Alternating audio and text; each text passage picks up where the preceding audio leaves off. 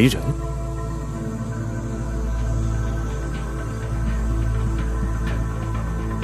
回去。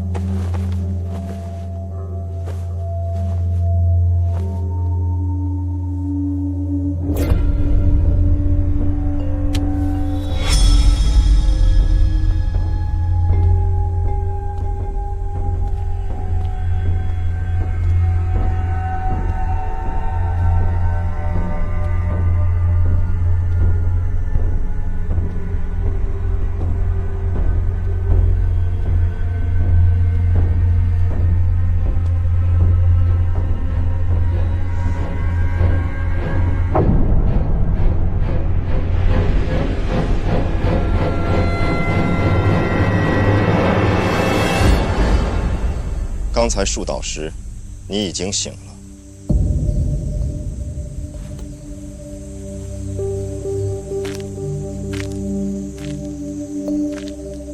你为什么不说话？我想，你应该不想被人看到。范闲信任你。那剑手是谁？我哥是不是已经进院子了？他会不会有危险？你说呀！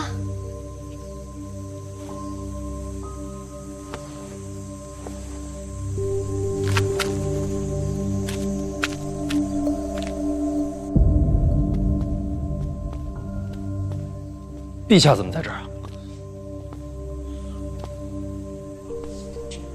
这得要问你啊！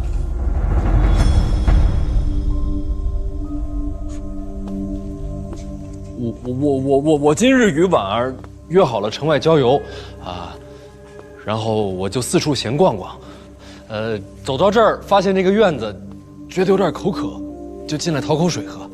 找口水喝，接着说。然后这找着找着，就找见陛下了。你知道这个院子住过谁？不知道。住过朕的一位故人。朕闲时会常来看看，走一走。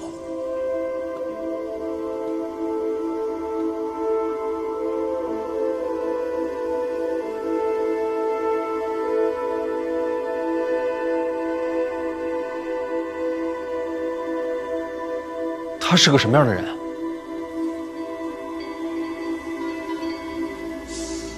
范闲，哎，你好像从来没有在朕面前跪过。要不我现在给您跪一个。陛下，适才河畔有高明剑手袭扰，臣担心是调虎离山之计，冒昧前来，请问圣安。朕没事儿。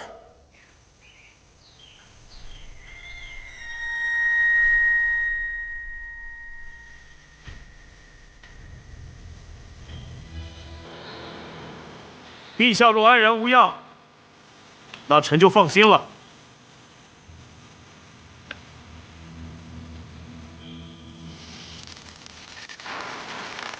臣再多问一句，陛下可要用膳？朕用过膳了。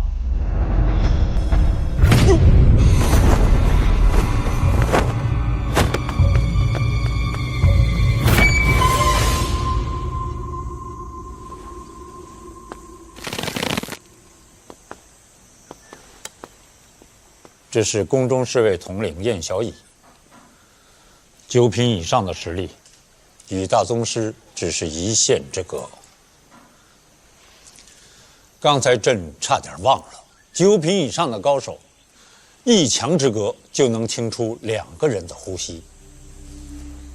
把剑放下吧，朕没有受到威胁。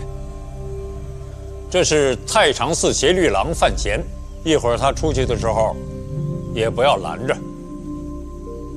是。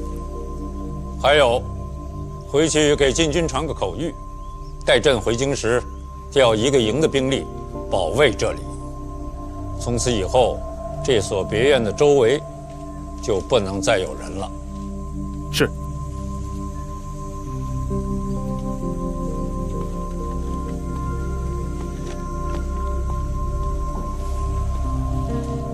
你捡了条命啊！要知道，9品以上，他们能听到墙内另外1个人的呼吸，他们通过声音就能断定朕在什么位置，然后用剑来刺杀你。隔墙听呼吸声辨位，已非常人所及。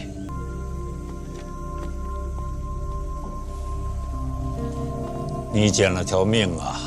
要知道，9品以上，他们能听到墙内另外1个人的呼吸，他们通过声音就能断定朕在什么位置，然后用剑来刺杀你。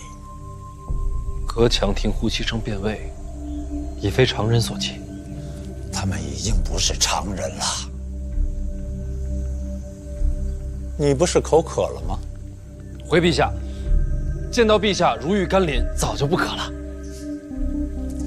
你也听到了，这个别院从此以后会重兵把守，别人家的宅子，以后别乱闯了。是。明天有空吗？应该没事儿。到宫里来。啊？你和婉儿的婚事就这么定了。婉儿自小在宫中长大，太后和嫔妃非常喜欢她，让你见见他们。臣明白了。好，下去吧。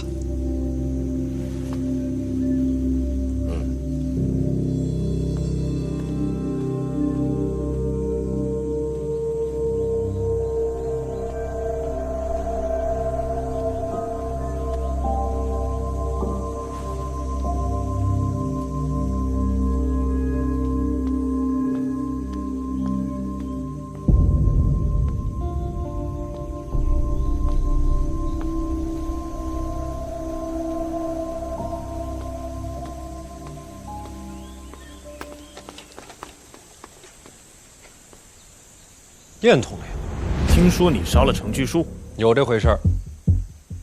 你能杀8品，运气好。员外那剑手是谁？什么剑手？我不知道。问你话最好如实了答。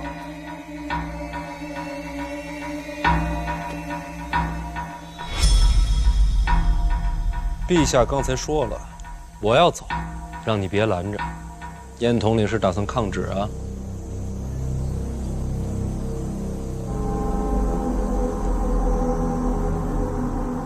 我记住你了。别送了。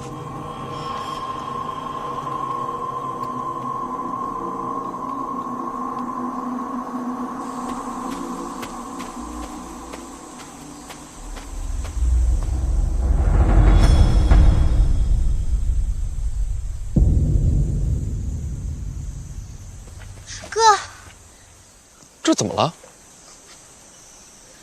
那箭手好厉害，树被生生射断的。五竹叔呢？不见了。没事，他一直这样。你找到钥匙了吗？没有，见到陛下了。陛下，陛下在里面。他好像跟我娘也熟。你问他了吗？他不愿意说。走吧，晚上该等齐了。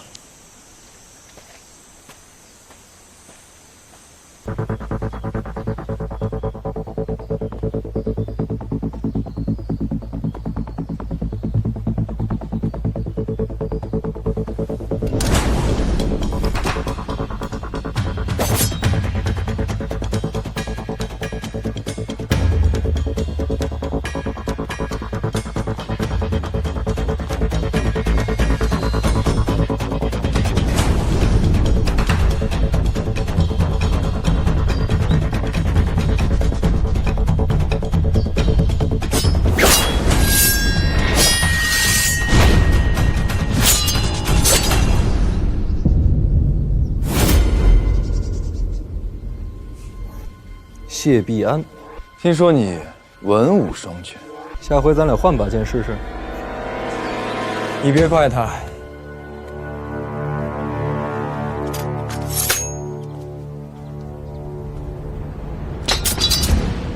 谢必安天生冷脸，对我都没有好话。没想到你来，我也没想到你来。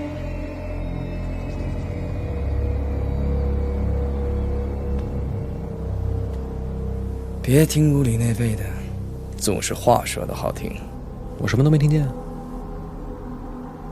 进去看看。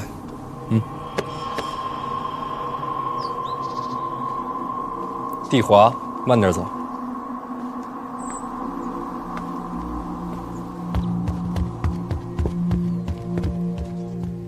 小王救驾来迟，太子殿下恕罪。你这是什么章程啊？听闻太子被人劫持，心急如焚，故带谢必安前来营救。不过太子不要担心，这门外的匪徒已经被谢必安杀绝了。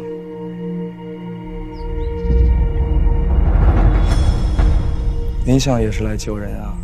啊，我路过，门外匪徒可认识？从未见过。那就好，我还担心谢必安出手没个分寸，伤了自家人呢。二殿下宅心仁厚，叫人赞叹呢。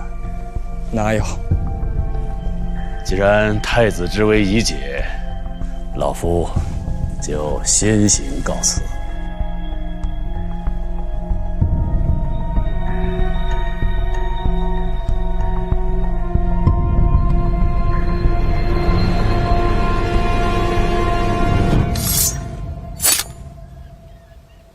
我是看你剑不错，多少钱买的？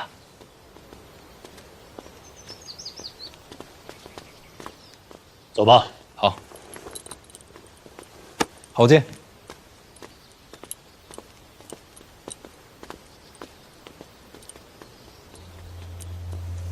时时刻刻盯着我呀！殿下为国之储君，又是兄弟，敢不尽心尽力护持殿下安全吗？好一番兄弟情深呐，听得我好生感动啊！臣的本分。不过太子殿下请放心，这京都城内什么事儿都有我替太子瞧着，哪怕是一点风吹草动，都瞒不过我。哎呦，那我便安心了。不如我送太子殿下回东宫。求之不得啊！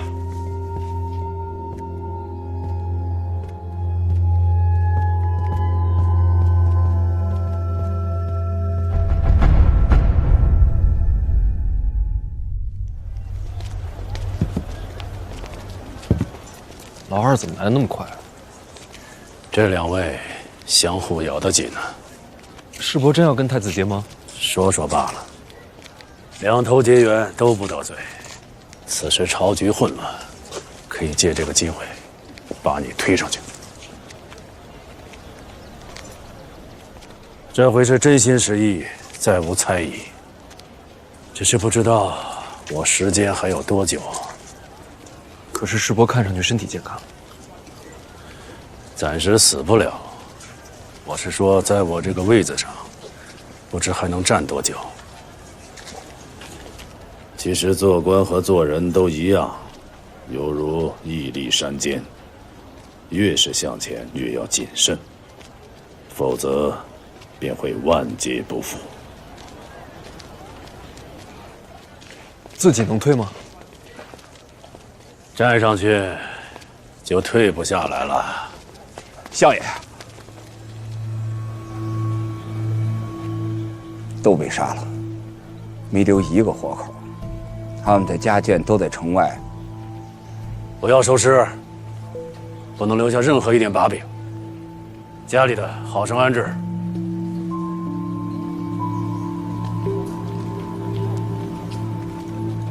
你不要觉得我心狠，心软反害其身。好了，不多说了，今天你也经历了不少，早点回去吧。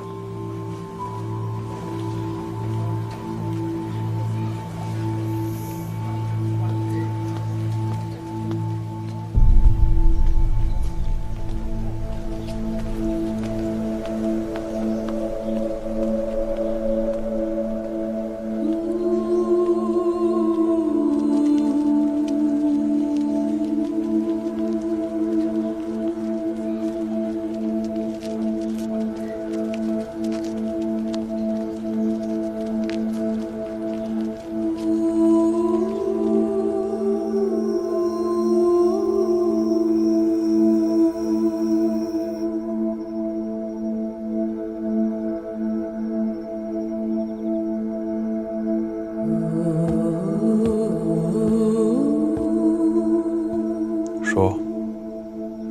来了。你心绪不宁。今天发生太多事儿了。燕小乙的神剑，谢必安的杀行，在太平别院遇到了皇帝。林若甫彻底消除了对我的猜疑，还有，老二跟太子之间针锋相对。是哪件事情让你不安？太子在拉拢我。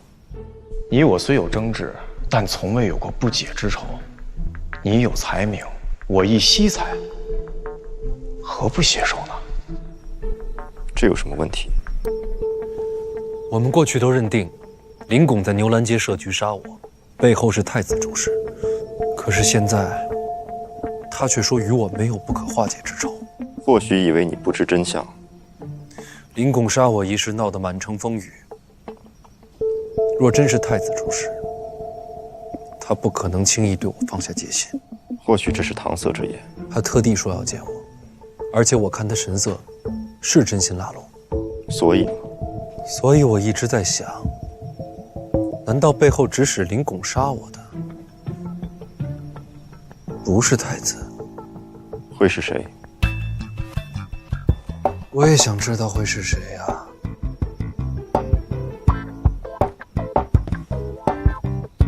想不出，就日后再想。唉，有的时候我真是羡慕书的性子。你学不来？我确实学不来。钥匙找到了吗？没有。那就是在宫里，小姐生前留下的东西，好些都在那老太太手里。哪个老太太？太后。确认了所在，那便好办了。唯一的麻烦，宫里那个大宗师洪四祥，他是在皇帝身边的，就守在太后左右。没有比这更糟糕的局面了。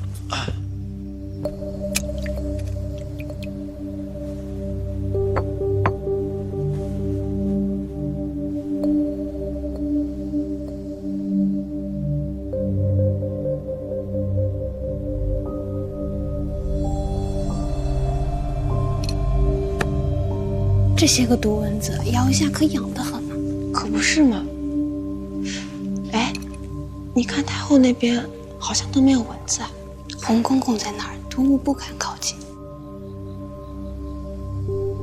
到时候还和今天一样。哪样？我拖住大宗师，你进宫拿钥匙。说，宫里不只有大宗师，今天那个燕小乙，他是侍卫大统领，常年在的。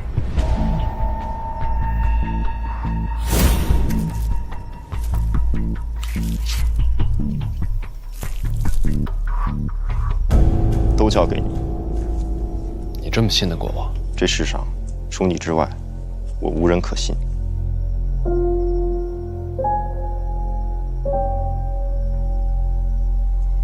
说，你有没有感觉过寂寞？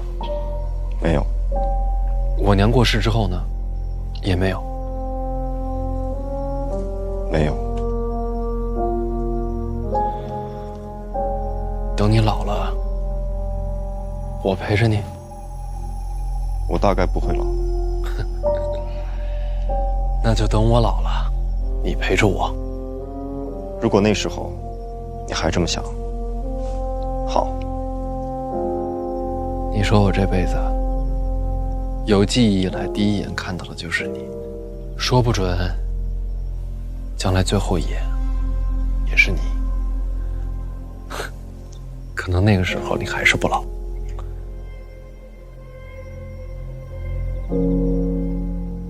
我们不是该说进宫找钥匙的事吗？是啊，继续吧。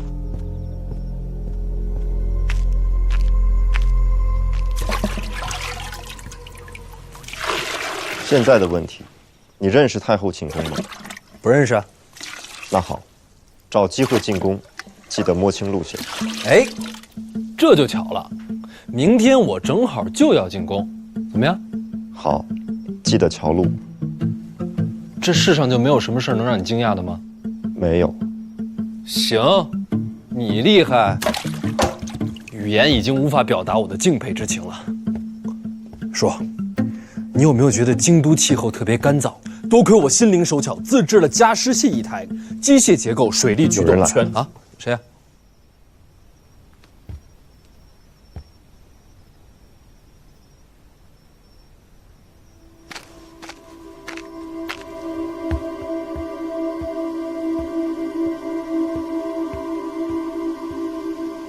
你怎么来了？若若给我留的门。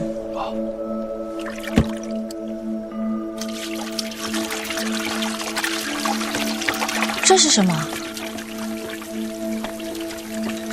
京都天干物燥，不比儋州，所以我自制了加湿器。加湿器？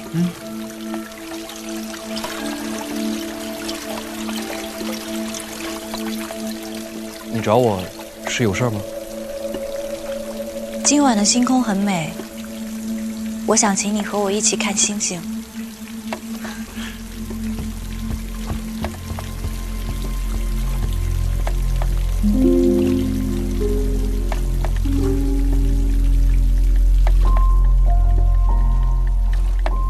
我从小在宫里生活，父亲与母亲不便探望。每到晚上，我会一个人住在一个很大的房间里。从那个时候起，我就特别喜欢看星空，因为除了星空，也没有什么可看的了。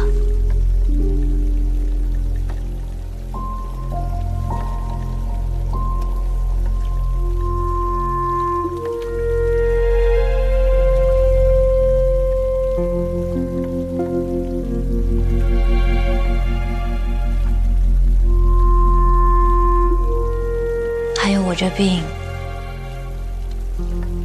这肺痨，时好时坏，我觉得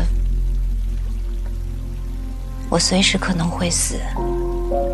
白日里，我笑着跟人家说话，其实心里害怕极了。有我在，你不会死的。我不敢与人亲近，因为我害怕突然有一天因病离世，人家会伤心难过。可事实上，也没有人愿意与我亲近，毕竟是私生女的身份。我也是私生子啊。可是你不一样，你见过那么多的事情，我却只能被封锁在宫里。我曾听说，人这一生就像是在路上前行，不断的与人遇见，在分道扬镳。我羡慕极了。我这一路只有我一个人，从来都没有遇见过其他人。我只能独自一个人，一点一点地向前走。我本以为我会一个人走到死，可是没有想到你出现了，发现有人陪着的感觉真好。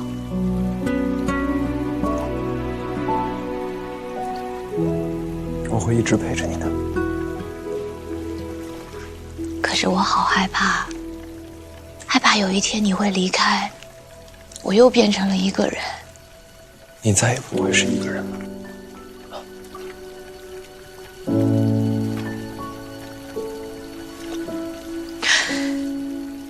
对不起，今日出游，我骗了你，我没有把我父亲要试探你的事情告诉你。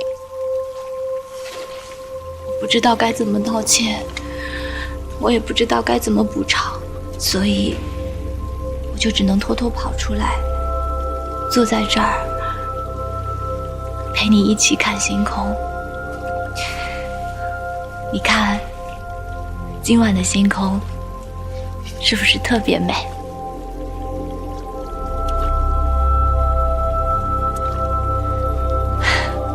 是很美。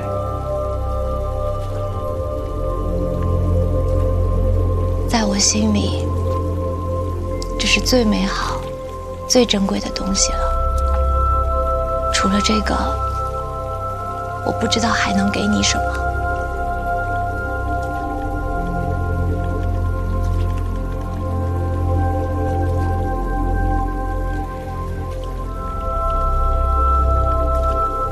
你把整片星空都给我了，除了这个，我什么都不想要。我以后再也不会骗你了。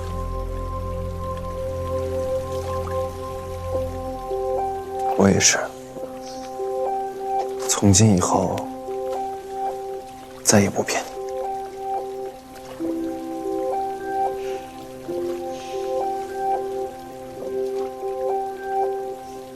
你看，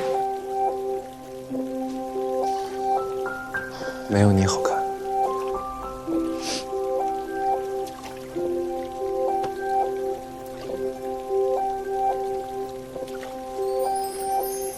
茫茫人海，就像是这夜空中的繁星。这几日，我总是在想你给我说过100只樱花的故事，为少男少女的爱情感到惋惜。直到现在，我终于明白你为什么要跟我讲这个故事了。因为在茫茫人海中遇见彼此，是一件多么不容易的事情。你不想让我们错过。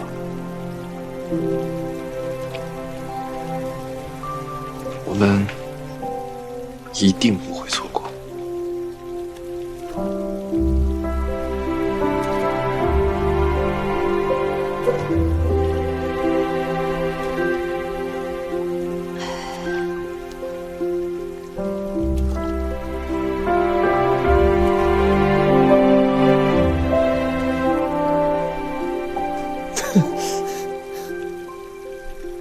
不如走之前让我抱一下。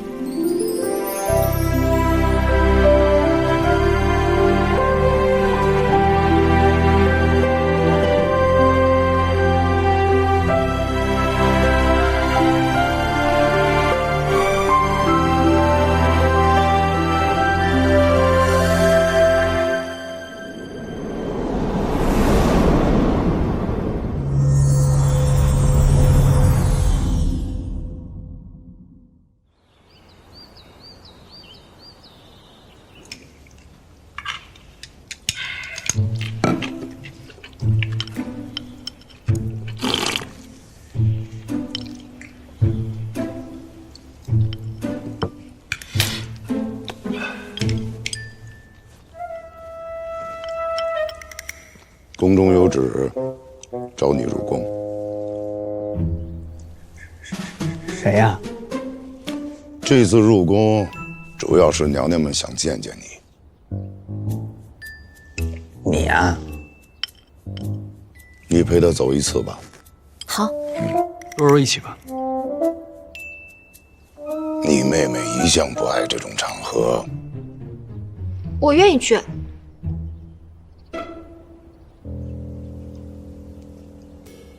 那就这样吧。我也愿意去。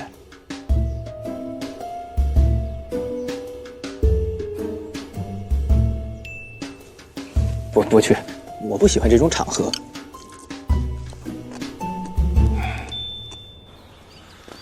一会儿进宫之后，帮我记住各殿之间的路线，细节帮我瞧着些。好。我可能要闯一次宫。那我记仔细点。你不害怕？哥要做什么我都帮你。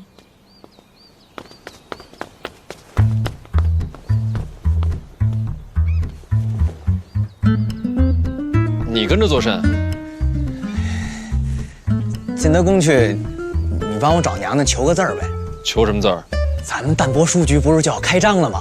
要是能有皇室的题字，那咱就是皇家淡泊书局。到那时节，那必然是门庭若市啊！都皇家了，还淡什么泊？可以不要淡泊，咱们开书局本来就为赚银子嘛。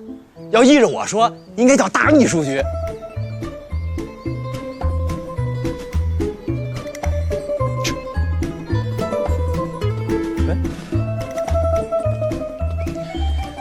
记着啊，求字儿，别忘了，给我。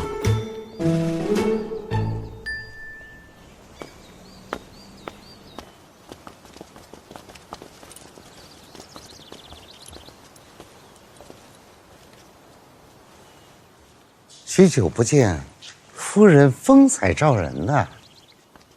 公公还是那么会说话。不知今儿哪几位想见我们贤儿？几位看着郡主长大的，都想瞧一瞧范大公子，还有太后那边也要看一眼，不过要等午膳后了。先去哪儿？夫人来了，自然先去宜贵嫔处啊。那皇后呢？皇后今日身子不适，就先不见了。这边请。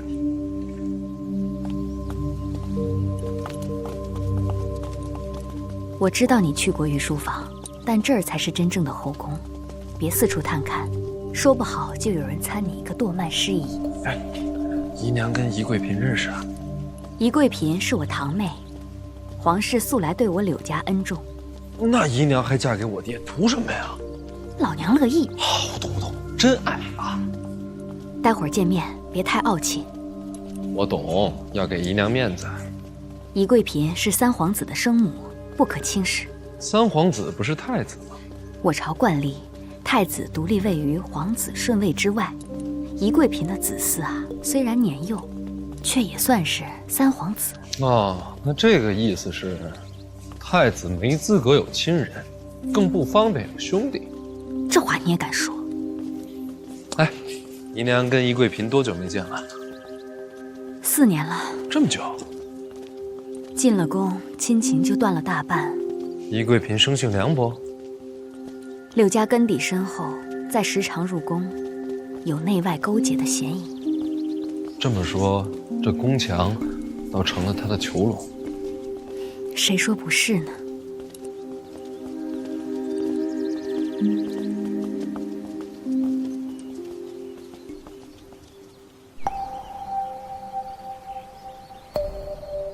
你们啊，可真忍心，把我扔在宫里就再也不管了。我连个说话的人都没有。毕竟柳家是外戚，要学会避嫌呀。你都是范家的人了，何必顾虑这些呢？今儿不是来了吗？要不是你们家范大少爷要去婉儿啊，我们姐妹还不知何时才能再见呢。你就是范闲。侄儿范闲拜见柳姨。范公子，叫娘娘不能失仪。果然是个好孩子。范闲一行已到了宜贵嫔处。柳如玉进宫了？是。多年未见，宜贵嫔应该欢喜得很。据说那范闲不顾礼仪，直接叫他柳姨。宜贵嫔喜笑颜开，到现在都不曾放范闲离去。礼仪见多了，反倒渴望亲情。范闲这一叫聪明。接下来他要去哪里？问过了，依序是淑贵妃处、宁才人处。午膳后，太后会见他一面。若是抓准了时机，安排个宫女洗浴，正好让范闲撞见。你觉得如何？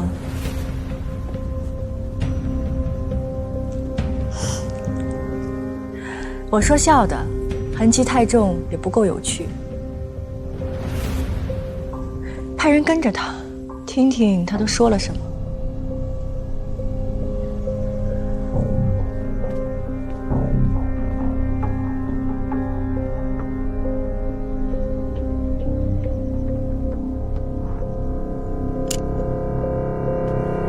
怎么不见三皇子？这孩子啊，怕生，不敢见人，实在是叫人无奈啊。我小的时候玩才是天下最重要的事儿，要我浪费时间见几个不认识的人，我也不乐意。你这孩子倒是实诚。说他实诚的呀，你恐怕是古往今来第一人。哎，柳姨慧眼识珠。你这孩子，宜贵嫔，淑贵妃和宁才人那边还在等着，午膳后太后也要见范公子。柳姨，要不我先过去，咱们都是自家亲戚，以后我常来看你。你去便是。你留下来陪我说会儿话。他们要见的是范闲，不妨事。姨娘留着陪柳姨，我自己可以。若儿也留下吧，喝喝茶，吃些点心。我陪哥哥一起去吧。那你自己去小心些，其他娘娘面前，可别再这般轻浮了。不能说轻浮，我觉得这孩子是诚挚。你是被他给骗惨了。现在要去淑贵妃处，淑贵妃是二皇子的生母。二皇子为人颇为有趣，不知他娘是怎样的人物啊？这几位里，淑贵妃是最为严苛的，但也是我最放心的。放心？哥见她绝对过关。为何？因为哥是才子啊。哼。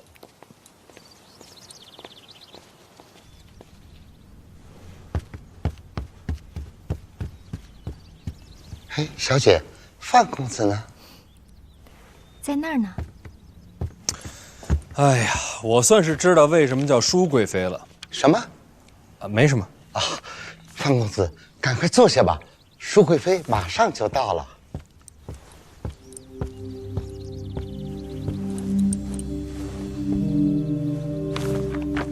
拜见淑贵妃，范闲到了。哦。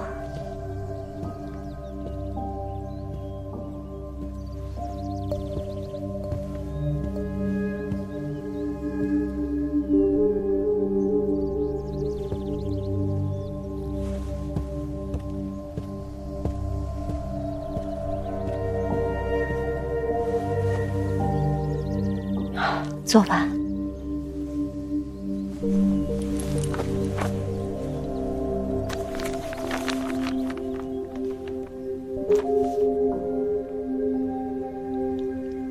把这本书放到左边第二个书架的第2层。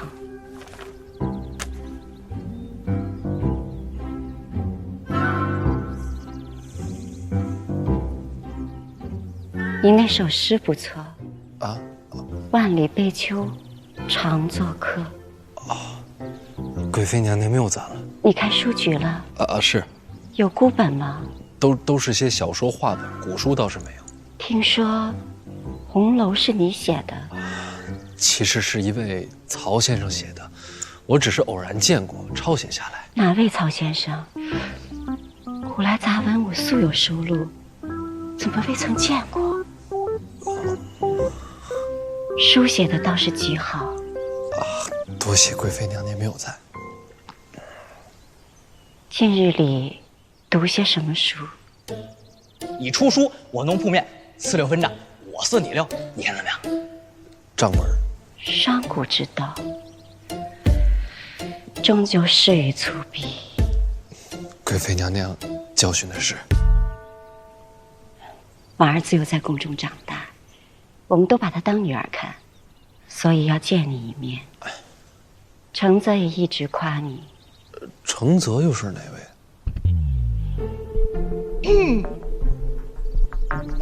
是二殿下了。我这儿子心气高，他能夸人，难得。我跟殿下也算是一见如故啊。你大约是被他骗了。他心思深，从不与人一见如故。他的事情我不多说，相处久了，你自然会明白。有件事情你大概不知道。我爱读书。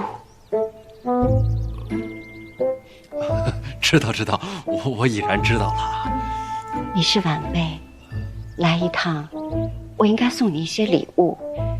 苏我素来不喜，就送你几本古籍孤本吧。也不知道你喜欢什么。其实我……然而你想要的，我也未必舍得送你。还是由我挑选几本送你吧。都行。你也不方便提着，我差人送到宜贵嫔那里，走时带上，如何？娘娘说的是。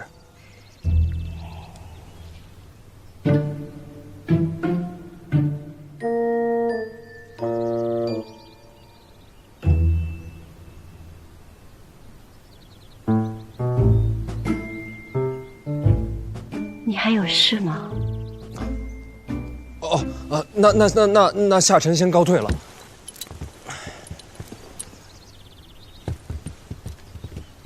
哎，这边。哦，这边。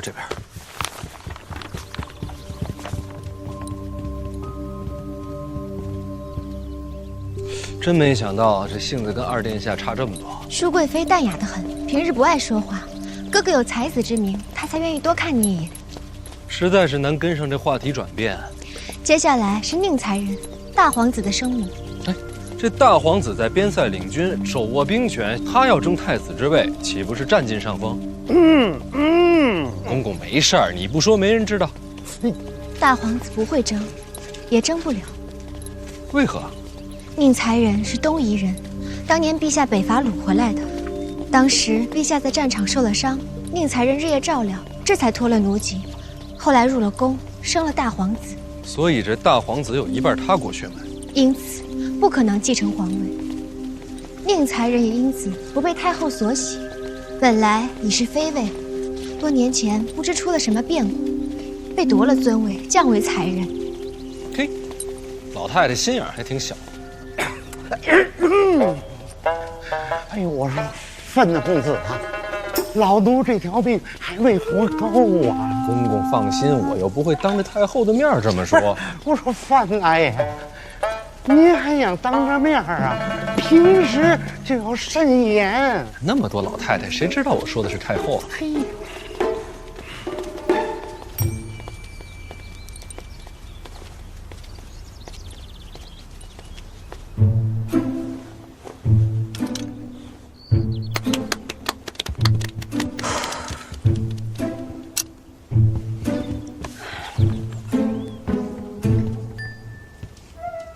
你就是范闲。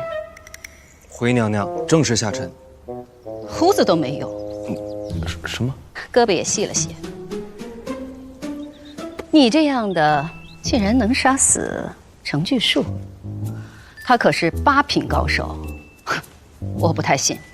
回娘娘，当街交的手，许多人瞧见。你应该再壮实些，粗犷些。总之，不是现在你这个样子。罢了，既然婉儿喜欢，就这样吧。就完了？对呀，我们今天就是瞅一瞅，满不满意还得婉儿说了算。娘娘看得透彻。好了，下去吧。禀宁才人，太后那边午膳后要见范闲。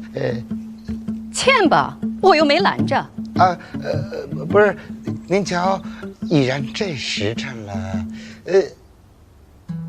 哦，原来你是要来吃饭的。我不是，我没有，我。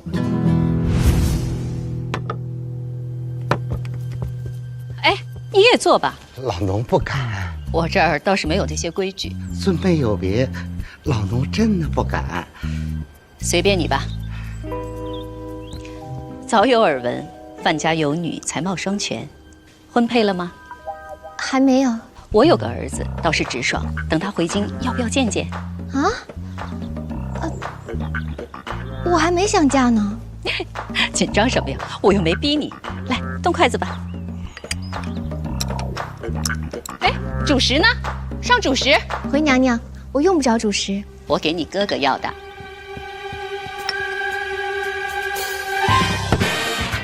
这么多，不必拘谨啊！一习武之人，必须要吃饱。我这真不是拘谨。吃吧，不够再添。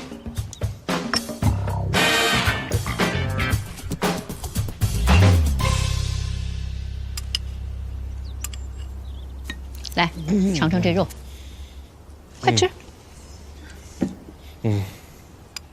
那么一大盆，他全吃了，剩了不少。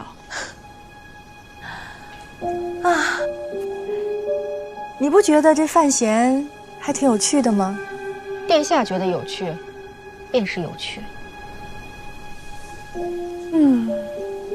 说起来，我才是婉儿的母亲。她进宫了，为何不来见我？公主，您忘了，是您自己说不愿见她，说是怕会厌烦。可我现在觉得，见她是件有意思的事儿。她还在宁采人那边，这会儿应该已经到太后寝宫了。我要见她。等等，这么有趣的事，不能只有范闲。把小乙叫来。是。让他带着弓箭。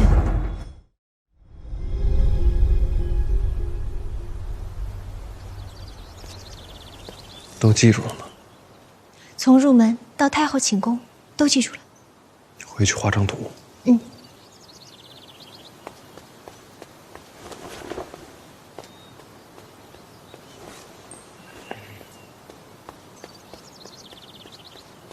范公子，要不您就在这儿跪吧，太后看看您。跪这儿？啊，是。门都不进。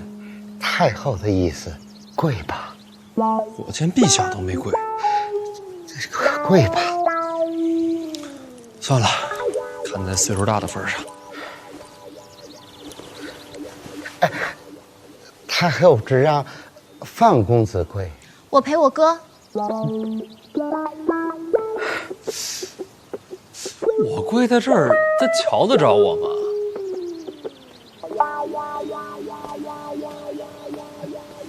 这是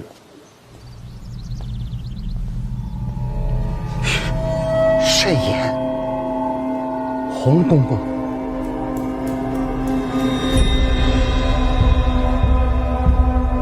4个宗师都是谁啊？我们庆国占了2位，流云散手叶流云，这还有一位神秘未知，据说是隐藏在京都的皇宫里，也有人猜测啊，她是皇宫里边的一个老太监。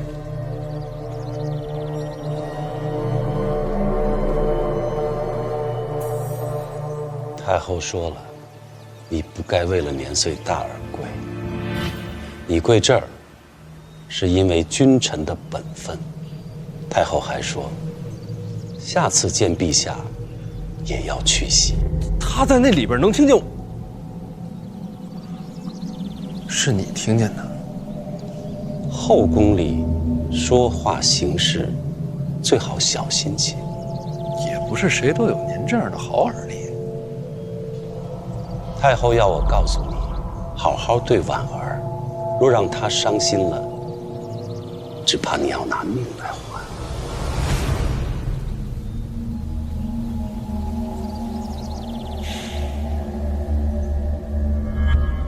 也请洪公公转告太后，他刚才那些话只会适得其反，反而让人更不敢接近婉儿。怕了？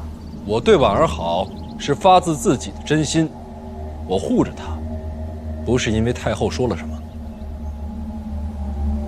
只盼你记住自个儿说的，送她出宫吧。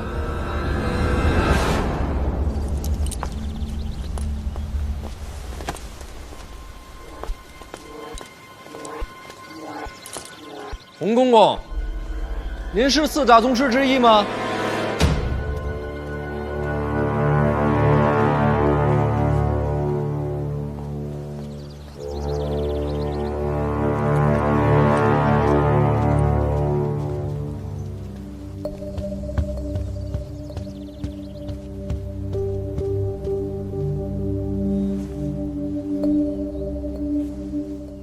那孩子有些不服气，不过他说他会真心对婉儿，我瞧着不像是假话。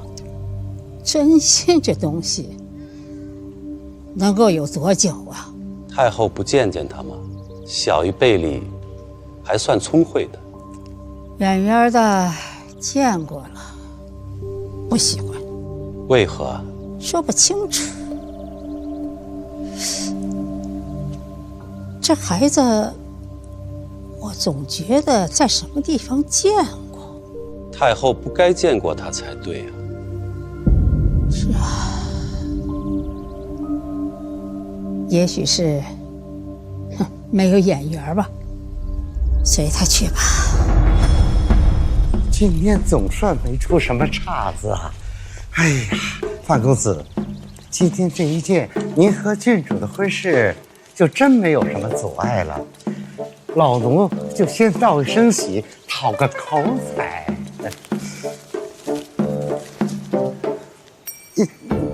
你这，老奴是真心道喜，晚辈也是真心感激。那老奴只能却而不恭了。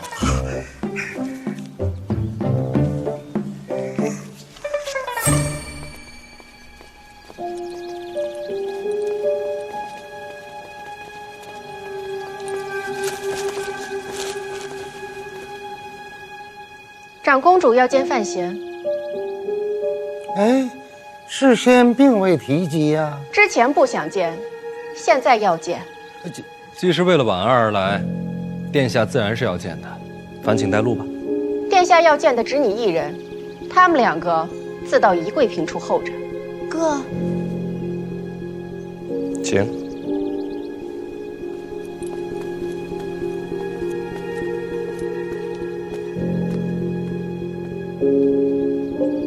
什么？长公主要单独见范闲？也该见呀，毕竟她是婉儿的生母。可有不妥？长公主在宫里素来以柔弱示人，只是什么？只是相处久了，总觉着她的外表下藏着些什么。此话何解？就好像心底里有另外一个他，一直在压抑着，在无声地嘶吼着，虽听不见，却让人心慌。与他站在一处，总觉着心里有一只猛兽，随时会脱笼而出。我去找哥回来。哎，等等，那也太过于失礼了。或许都是我瞎想的，不必惊慌。你放心，宫廷里怎么会有事儿呢？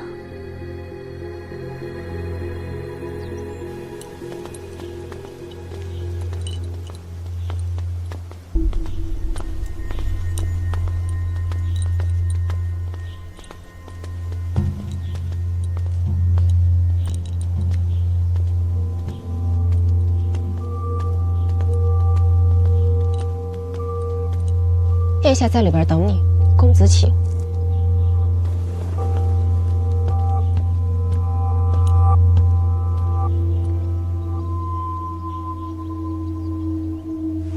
臣范闲见过长公主殿下。听说你师从废界，医术高超，婉儿的病如今也有了起色。只是恰好知道些偏方。可有治头疼的偏方？头疼病因诸多，老师当年教到此处也是颇为头疼。就真的没什么好法子吗？倒是跟老师学了些按摩的法子，或许能够舒缓疼痛。给我试试。怕是不太方便。范大才子怎么这么古板？过不了几日，你便是我儿子了，怕什么？既是长辈有命，自当遵从。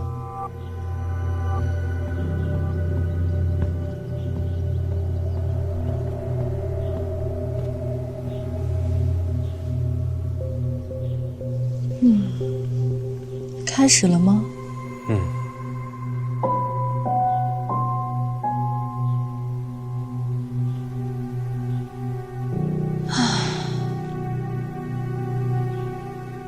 这手法也是和费介学的？老师传授的认血之法。确实舒缓了许多。主要是为了活血，血脉若是供给脑部不足，也会头疼。费介何时教你的？那都是小时候的事儿了。唉，倒是没想到，范家和监察院却是走得这么紧密。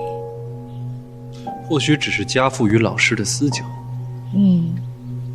当年他们确实认识。啊，对了，你奶奶在儋州可还好？身体好得很。那就好。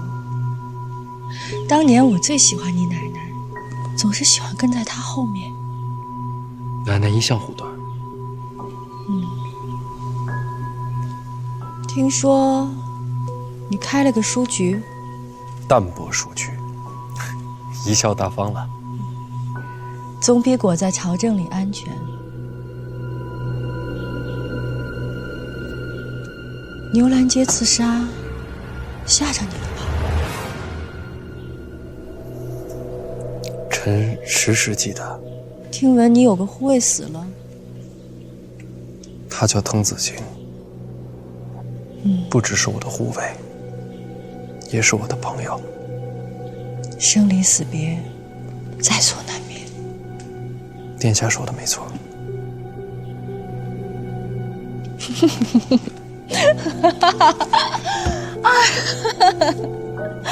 我说了什么好笑的事吗？不是，我就是想着刚刚那些话，觉得好生有趣。哪里有趣？一个布局刺杀的，反过来安慰被杀之人，这不好笑吗？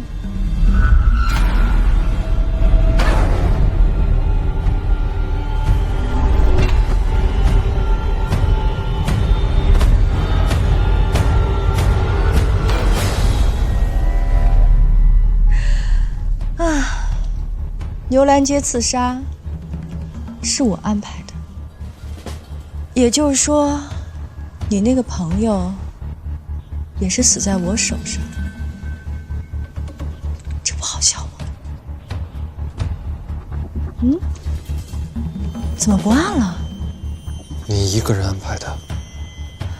是想问太子知不知道吧？是，我虽支持太子，但也不会事事告知。林拱偷偷投靠到我手下，太子一概不知。说起来，林拱是个听话的孩子，可惜死得太早。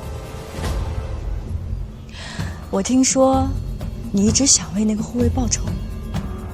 他叫滕子京，死人的名字就不用再记了。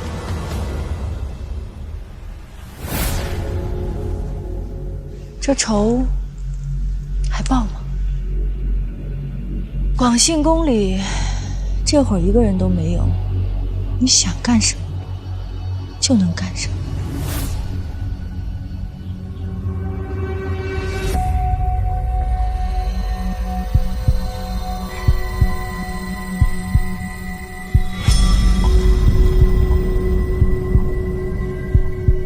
还犹豫什么？报仇不是你只想做的事吗？难不成是我的身份吓着你了？还是说你那个朋友终究是白死了？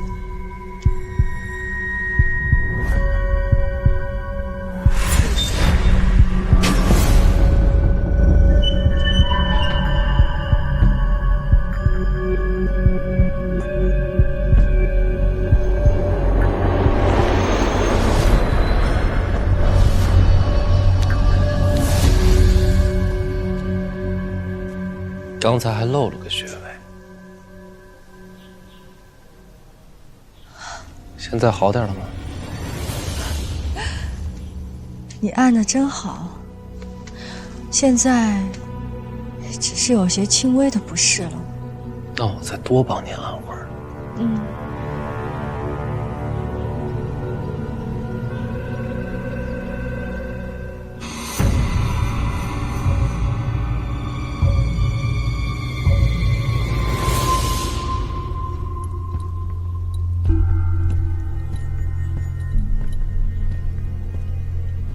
臣倒是要向殿下道谢。谢我？谢我杀你吗？谢殿下为我解惑呀！到今天，总算知道要杀我的是谁了。不客气。多问一句，儋州那次刺杀也是我，是为了担心内库大权旁落？开始是。后来呢？后来觉着你这个孩子有意思，有意思的人，杀着才有趣，不是？殿下好眼光，我也觉着自个儿有意思。刚刚就没想着动手，想了。怎么又收了？臣想跟殿下打个赌。说。刚刚我要是动手了，今日此时便是小臣丧命之时。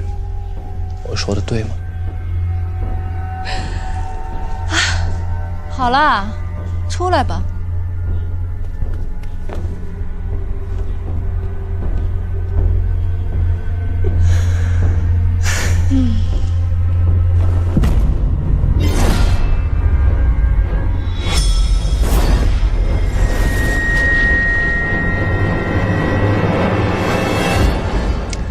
你这么聪明，我越发觉得你有趣了。那您要是没别的事儿的话，臣先回去了。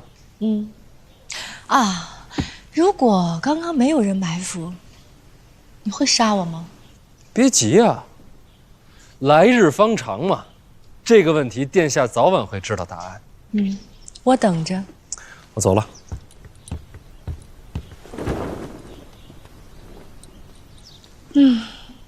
有意思。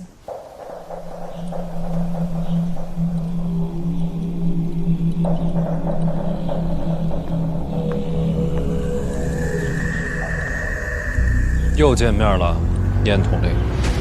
还会再见面吗？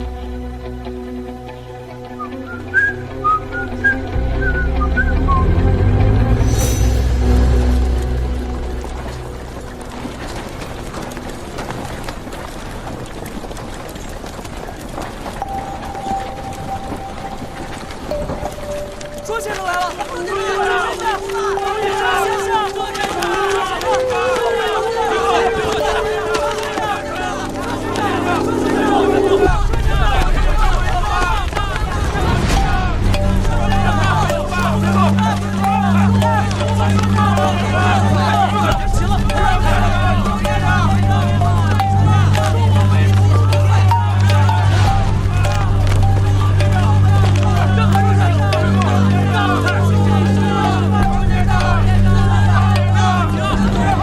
北齐使团已经入京了，庄墨涵也在其中。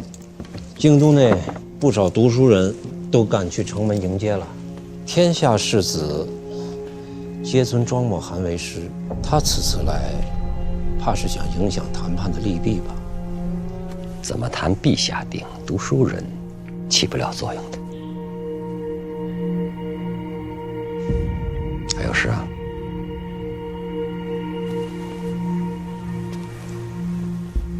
院长，这几日院内暗潮四起，属下收到风声，有不少人渴望破坏这次谈判，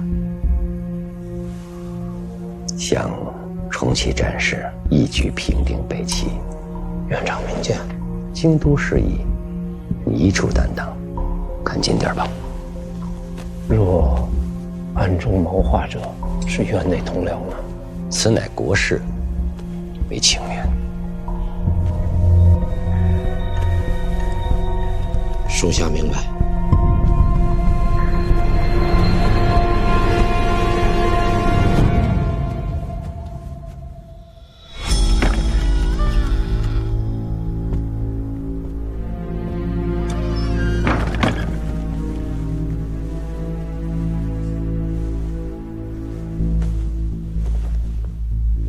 北齐使团到了，若鸿胪寺真的要和他们和谈，一统天下，不知要拖到什么时候。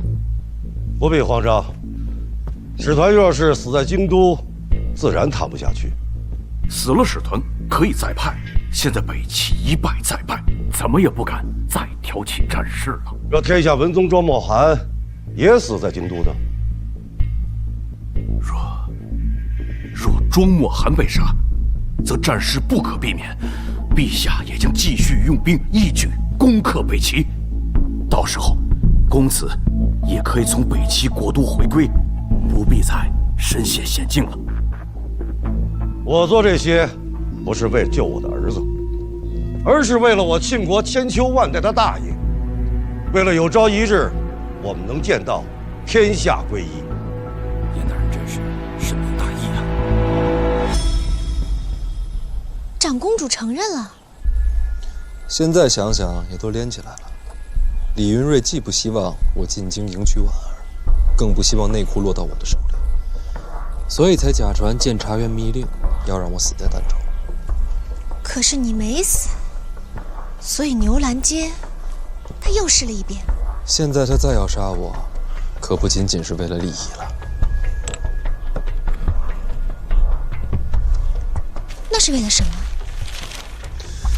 林相有一句话说得真切：长公主不是婉儿的生母吗？那个女的是疯的。正常人根本不会把真相告诉我，更不会用自己的性命诱我动手。这个女人确实是疯了。疯了？一个疯子不是更好对付吗？她不一样，越疯越危险。要不要告诉陛下？没用的，没有证据。就算她亲口承认，却没有其他人证。那怎么办？要斗长公主，急不得，还是先把眼下事情做好。后宫的路线你还记得吧？记着。画下来。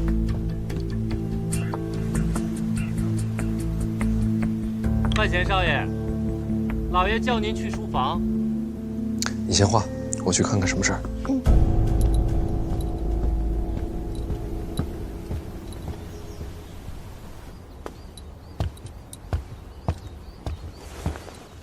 范大人，范大人，久仰范大人才子之名，今日一见，果然是少年风流哦。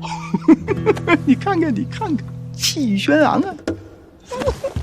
您哪位啊？在下鸿胪寺少卿辛勤。鸿胪寺？对呀，大人啊，以后咱们都是鸿胪寺的啦，没事要关照关照。不是，我不是太常寺协律郎吗？大人以后就是鸿胪寺的啦。你暂时去鸿胪寺做事儿，天大的干系，要小心办事儿。办什么事儿啊？大人还不知道哈。北齐和东夷的使团早就进了京都城了。这我知道啊。这个北齐是来求和的，这个东夷是来赔罪的。这跟我有什么关系啊？我朝和北齐使团谈判，大人是这个接待副使是吧？我啊，对呀，就是您呐。那陛下都下了旨意了，还能有假呀？所以我着急忙慌的，赶快来请大人移驾鸿胪寺，咱们看看去，好做准备呀。是真的。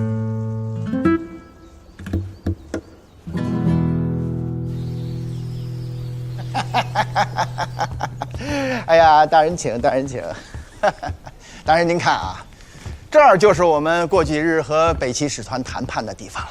到时候还要仰仗大人的风采呀。啊，我到现在我还是不清楚这到底怎么回事。有何不解呀？我对此事毫无经验，怎么会选择我参加谈判？您这样不就是明知故问了？好好说。当然是太子和林相的推荐了。太子跟林相？是啊，二位大费周折，就是为了让大人一帆风顺，赢得名声啊！哎呀，这个大人有什么觉得不妥的地方，尽管跟辛某说，辛某为您排忧解愁。辛大人啊，您是4品，我是8品，您追着我喊大人，不是本末倒置了吗？这不有句俗话吗？叫有志不在官高。有这句俗话吗？有啊，当然有了。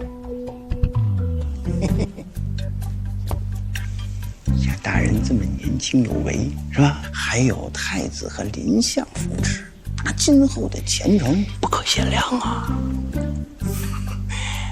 另外呢，我也跟大人透露过消息，我也是太子门下。我自己都不知道我是太子门下。大人不带这样的，你又跟我开玩笑逗我玩。您要不是太子门下，那怎么那么看重您呢？咱们还是说说谈判的事儿吧。好。大人啊，是这样啊，对方使团里边有个叫庄墨涵的，除了他，别人您不用给他们好脸色。庄墨涵。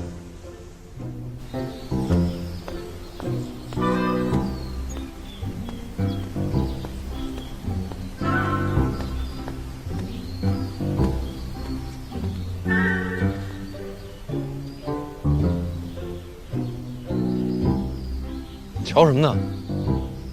你看那朵云，哟，今儿闲情雅致啊，像不像是一堆银子？果然还是你的风格。哎，你说我要是把这一堆银子给拿回家，那我夫人跟小女得多高兴！咱是要回府是吧？唐青莲，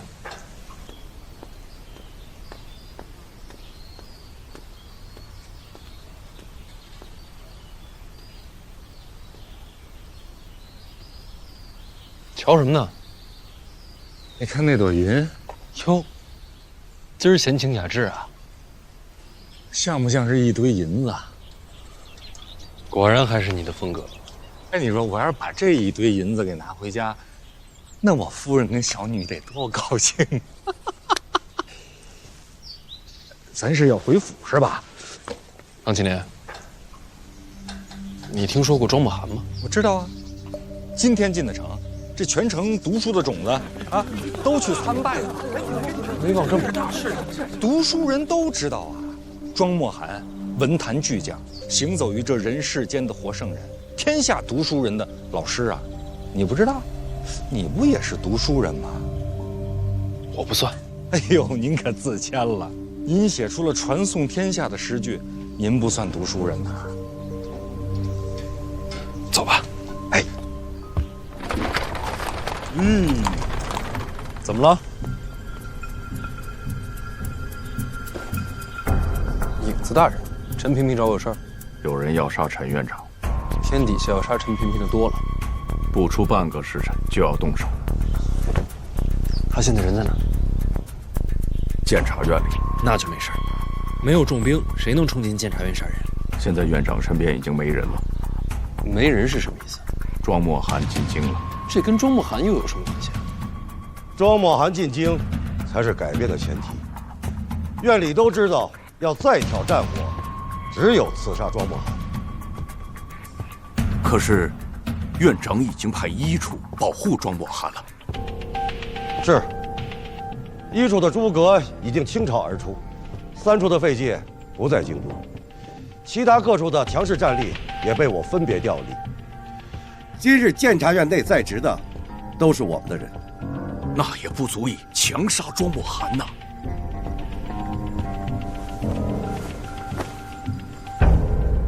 庄墨涵是幌子，我们要杀的是陈萍萍。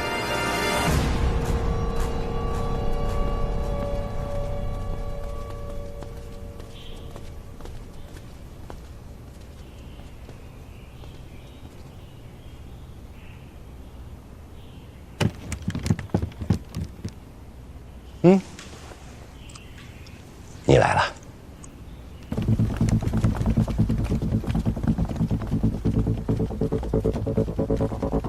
无路可走了，下地牢。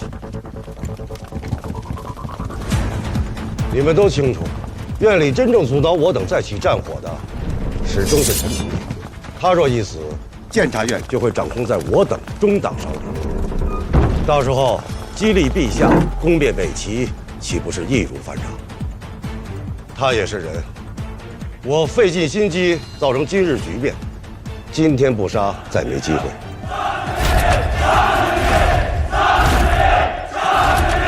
杀了陈萍萍，监察院大权就在你我手中了。事已至此，再没退路了，动手吧。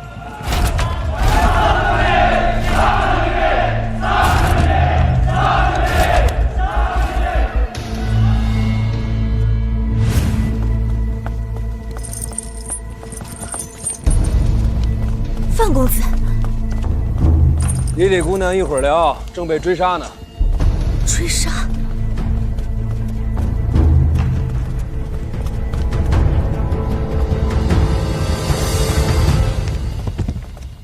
按一下那个。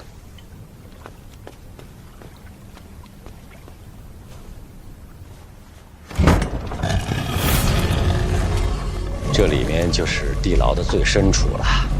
里面关的都是祸害天下的魔头，先进去再说。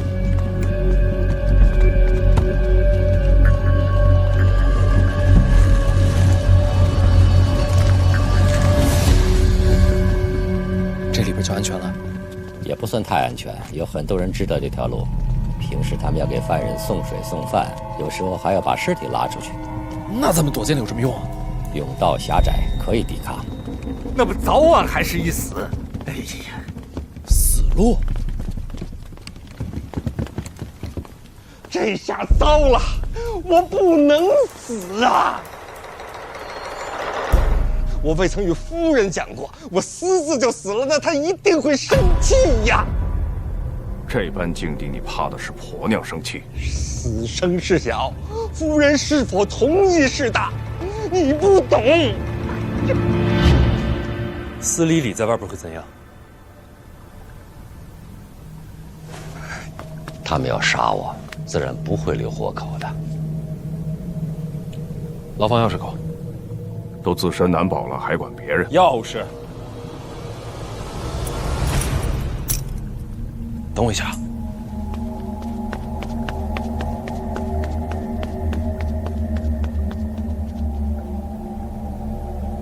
这孩子不错呀。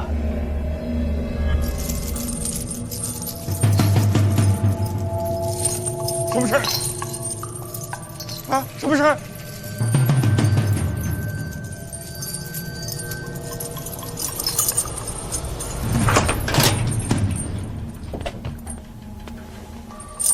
监察院内乱。你为什么要救我？快走，他们随时可能出现。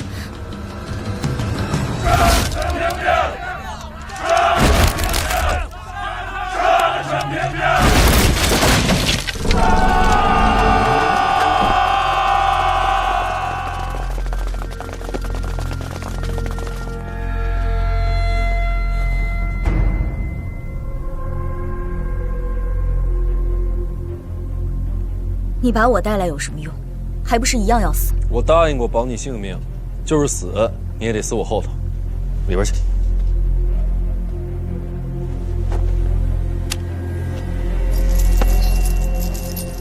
大人，这是什么？我说过，这里面关的人，祸乱天下的魔头。对，有一个还活着。这么多链子，就为一个人？就为一个人啊！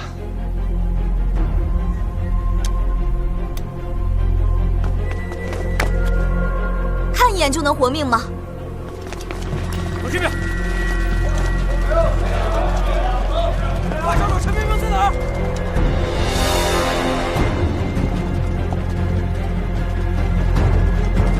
没找到！没有！没有！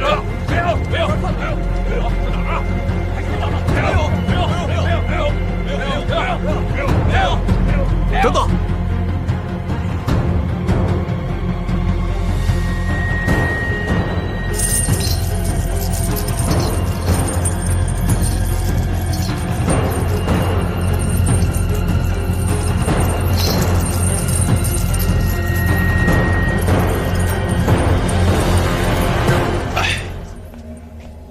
人都要死了，还不能满足一下好奇心啊？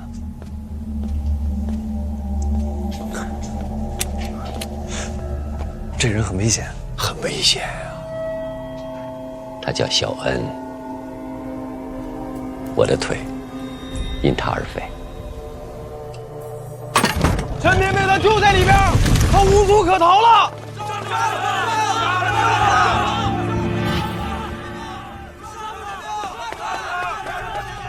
暗道的门让他们给打开了。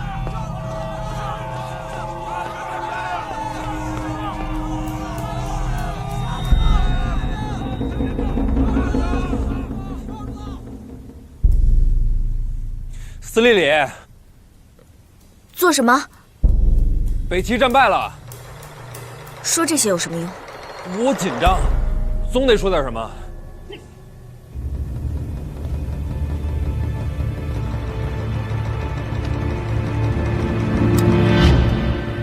其实还有一个办法能活命，他们要杀的只是陈萍萍。你觉得他们还能放过我们？我们可以先杀了他，用他的人头换你我性命，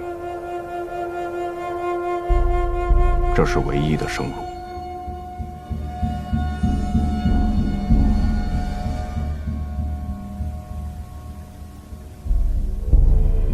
王启年，大人，玩命吧！好，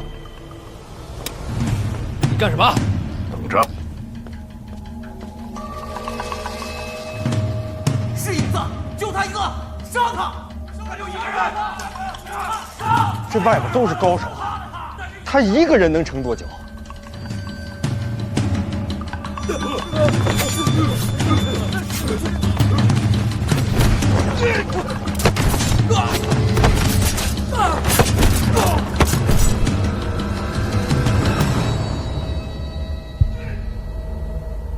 厮杀声好像越来越远了。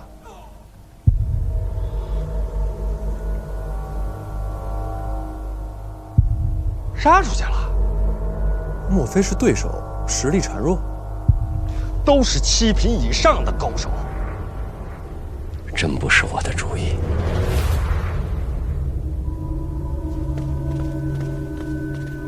你说什么？影子要试探你，不是我的主意。什么意思啊？试探我？那外边那些人都是假的？他们真想杀我。那是有其他高手暗中埋伏？没有任何援兵。那你这话怎么说？影子一人可敌1000骑。我不知道，我就从来没见过影子带人出手。哦，司令里，刚才影子离开，他们2个暂时不在我身边，我还以为你要挟持我。这可是你逃出升天的最后机会。我知道。怎么犹豫了？我不敢。在北齐，陈萍萍的名字与鬼神无异。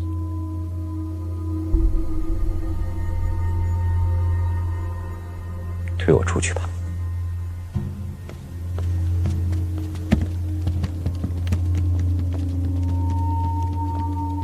陈萍萍，好好活着，等我出来。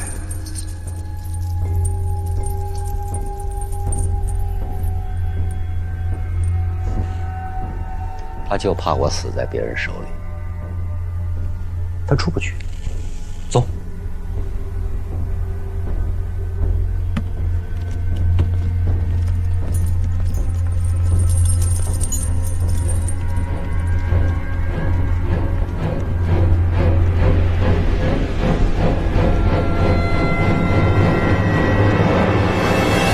所以你知道这些人要杀你？知道。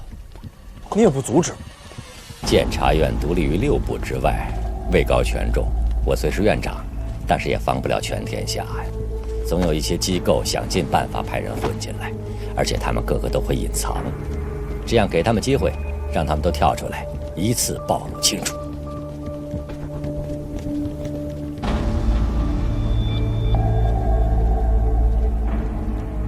王启年。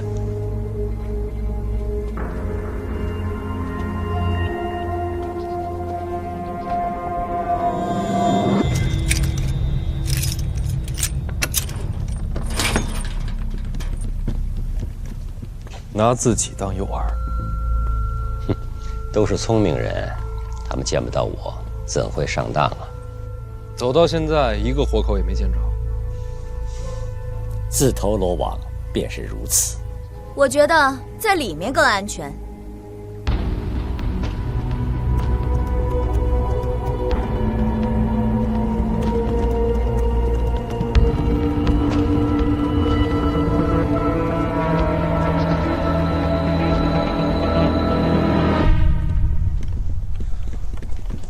外边没声音了，应该没事了。你会不会觉得我行事太狠？他们要杀人，自然也会被人杀。负重前行，确实身不由己啊。王启年，开门。哎，看这玉是不错哎。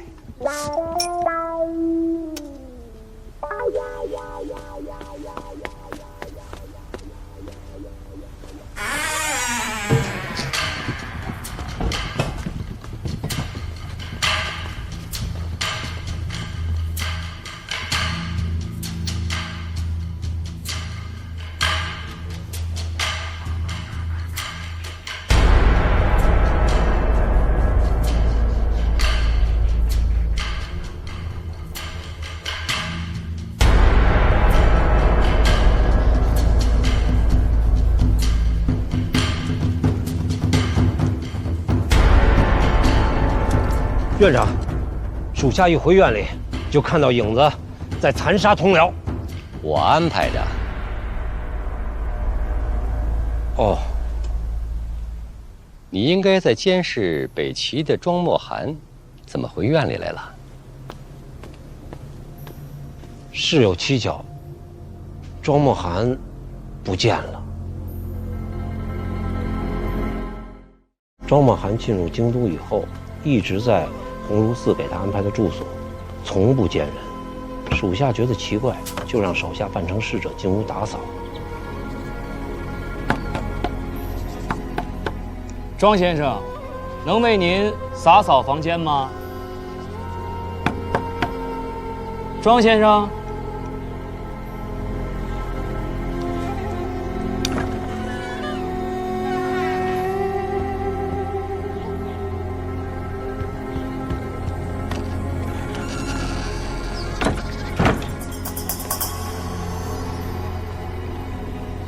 结果发现庄墨涵不在屋内。之前有谁见过他？太学、吏部、礼部、御史台，都有人拜访过他。看来都很仰慕庄墨涵，想当面请教。那他们为什么要偷偷把人接走呢？院长，庄墨涵是文坛巨匠，一言一行都能影响天下的读书人。他就这么消失了，恐怕不是小事啊。把访客名单列出来，叫我看看。是，属下这次回京都，就是想请您下令彻查京都。这事儿就这么办了。正好你回来了，把在京的各主办都招回来吧。我有话说。是。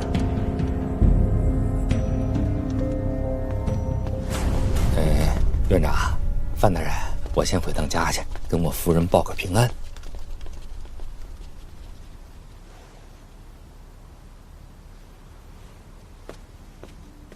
那要没什么事儿，我也走了。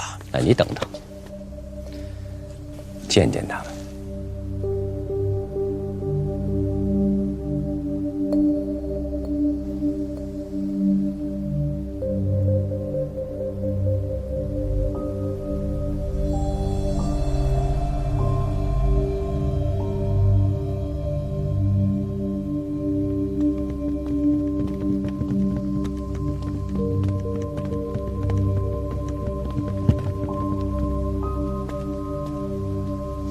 都在。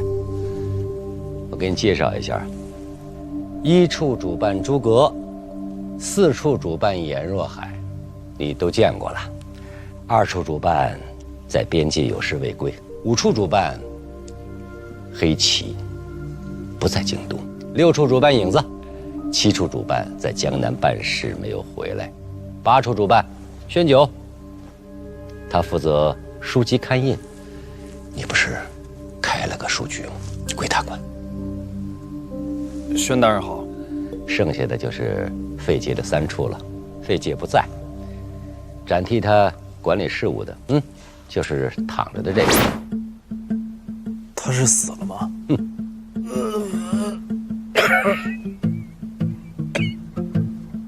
他是范闲，院里题司。各位大人好。小师弟来了，我姓冷，费老的门下，咱们算是同门啊。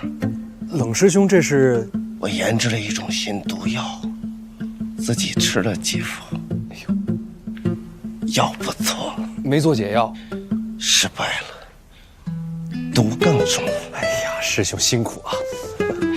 等我好了，请你吃饭啊，我自己下厨。哎，别，这就不必了啊。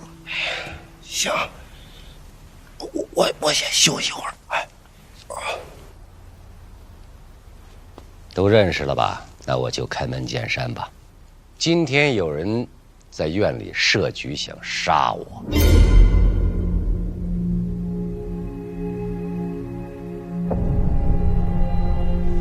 范闲救了我。是影子动的手吧？我看见了。你认错了。我老了，以后范闲可以接我的班，你们多照顾。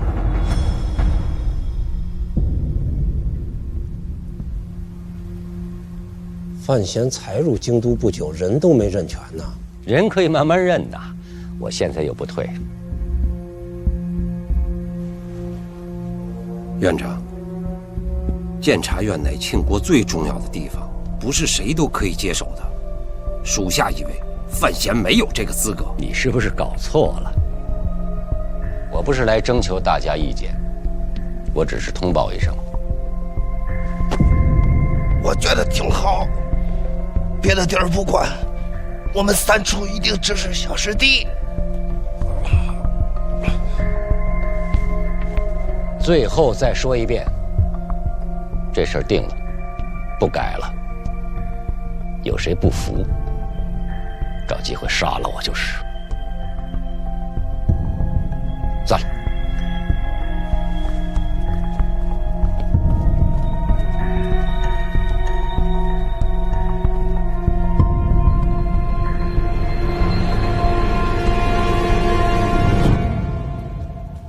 院里这些年风风雨雨，我本来觉着将来是你接替院长。院长今日这决定，确实让人心寒。严若海，有一点要说清楚，我不是要争权，我诸葛没能力坐那个位子。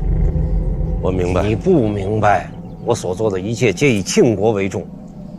我知道。今日那些刺客的尸首我都看过了。都是胆大包天的。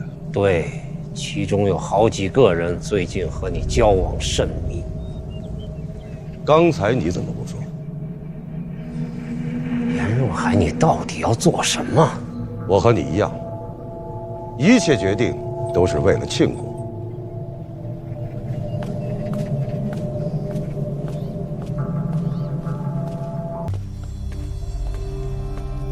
爹，找我。回来了，来坐。黄楼寺的谈判告一段落了，明日上殿去稳这些，啊。您说的是明日晚上的夜宴？嗯。这顿饭有什么不对吗？天下皆知，文坛泰斗尽在北齐。早些年，读书人甚至以北齐科考高中为荣。今年虽好些，但要说到文人，我庆国总是略有逊色呀。如今庆国文坛把希望都放在你身上。我？文坛？前些日子你写的那首《万里悲秋》被我朝文人评为当世奇言第一。哎呀，私底下很多人在说，这年纪就有如此成就，将来未必输给庄墨涵。我就写了这么一首诗，这也太草率了吧？一首诗是少了些，只是我朝盼文韵，如求甘霖。司马也当活马医了。那你就是那司马。所以明天晚上，所有人就在那儿看着我和文坛宗师庄墨涵的见面。哎呀，也不是让你语出惊人，你只要行止稳健，这就够了，啊。明天晚上您去吗？哎呀，明天设宴是为了鸿胪寺和礼部准备的，我以户部侍郎去做什么呀？别慌，我只提你一句：庄墨涵何等身份，怎么可能真与你这小辈为难呢？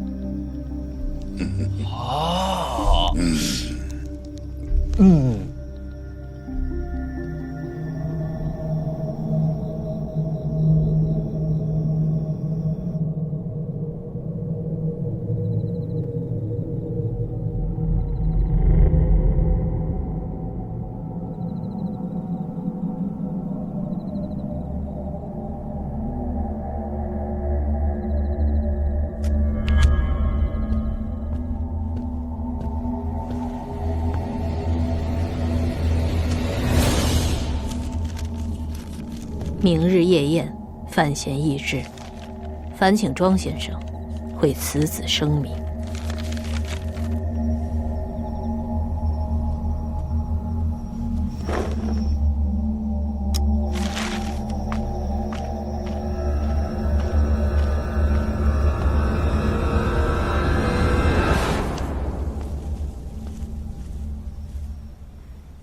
你挂了红灯笼，说。这么多年了，我就一直特别好奇，你到底是能不能看见？怎么我挂个灯笼你也知道，连什么色儿都知道？我很难解释。我能知道这一切，但不是靠看。心眼。我不知道该怎么说。说，我觉得你一直这么神秘，谁要是敢惹你，一定是自寻死路。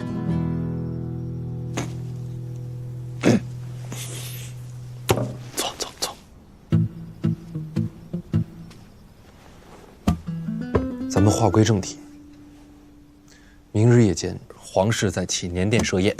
启年殿，跟王启年有什么关系？跟谁？王启年。说，我觉得你不只是神秘，怎么最近思维也这么跳跃了？思维？我觉得，启年殿跟王启年没什么关系。好吧。说正事儿啊！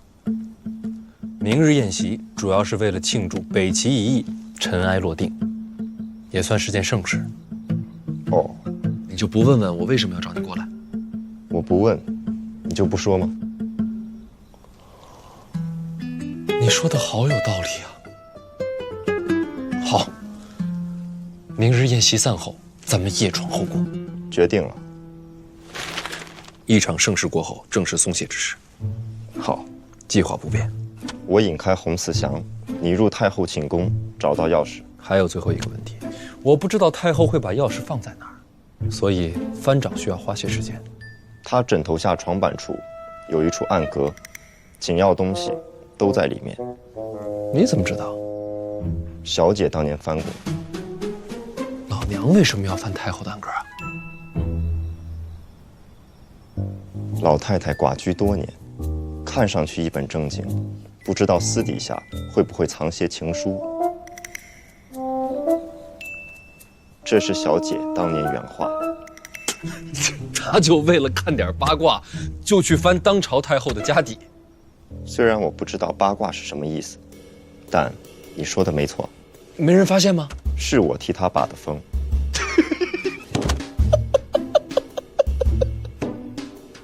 你笑什么？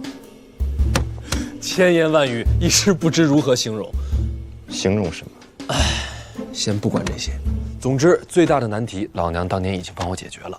现在，只要确定钥匙在哪儿，我十有八九能拿出来。盗走钥匙，老太太怕会发现，放个赝品回去。你没见过正品，怎么事先做好赝品？这个我有办法。好，明日夜里，在这儿等我。好像有人来了。我约的。你约了人？大人，进来吧。深夜叫我前来，是有何吩咐？有个事儿想问你。大人，请问。祈年殿跟你什么关系啊？应该没什么关系吧？那就对了。什么那就对了？没什么。自己做。嘿，大人不必客气，我站着就行。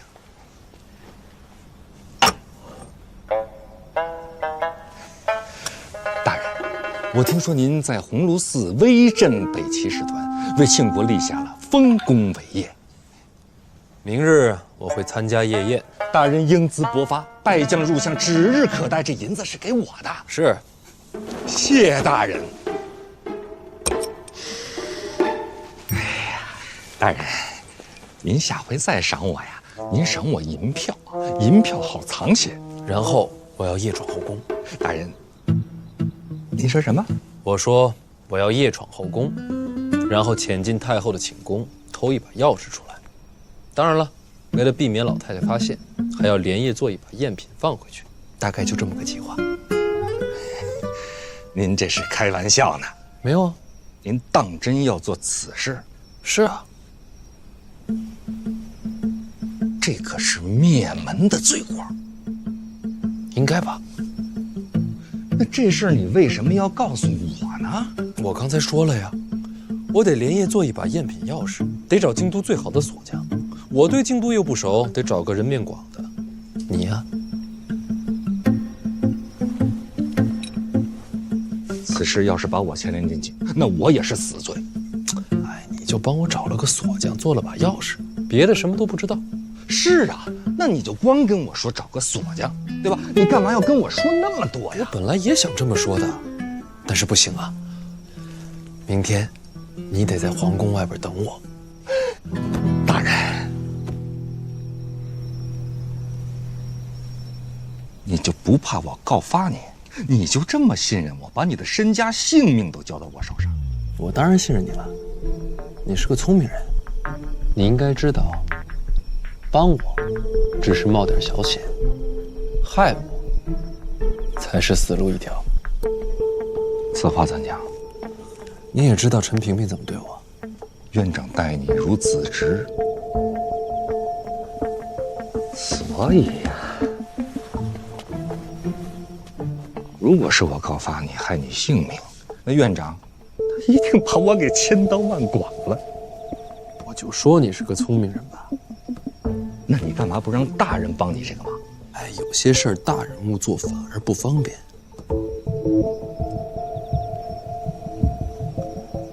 我还能说什么？随便你啊。我认识个好锁匠。好，让他明天晚上等我。好。从今往后，你每月俸禄再加10两。这可是抄家灭门的买卖，你就加10两，你不觉得他有点少？要。下回给银票。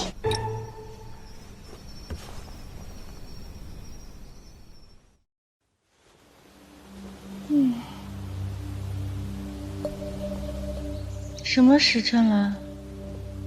未时了。祈年殿那边布置上了？是，一早就开始布置夜宴的事。给我安排个位子。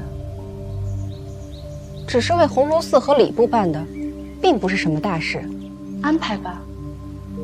是。啊，都等不及了。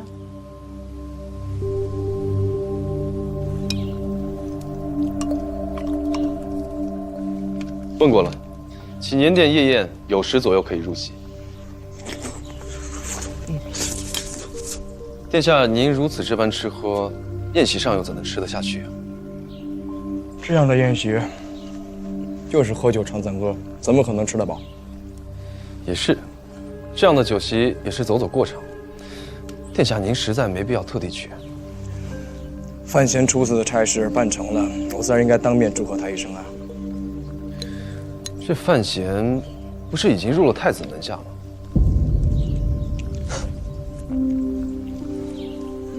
谁跟你说的？不然太子怎么会让他去和北齐使团谈判？范闲这样的人物，太子收服不了的。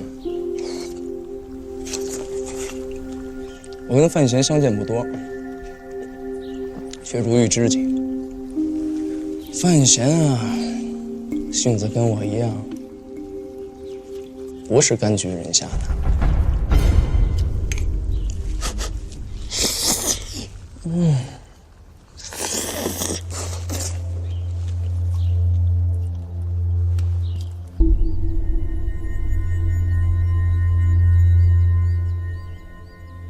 殿下立于此处多久了？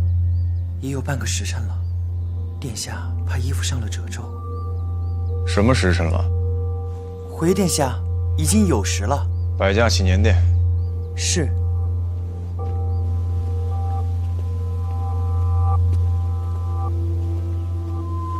庄先生，车驾已备好，可以出发了。东西我来帮您拿着。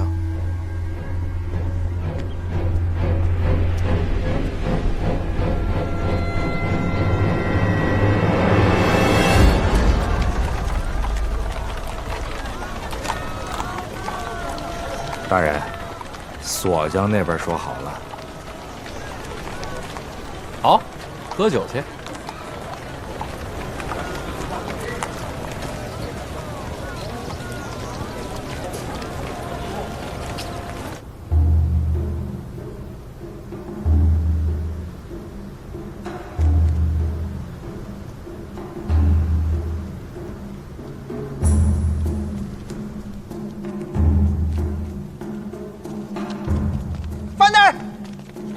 范大人，哎呦喂，辛大人，真是有缘，确实有缘。哎，范大人怎么不穿官服啊？哎呀，不就吃个饭吗？我又不是什么大官。哦，那好，那待会儿我得多敬您几杯啊。二位大人，循例盘问，若是有什么利器，可不能带入殿内。赴个宴还带什么利器呀？哎，范大人，你听，这个礼乐就是礼部准备的。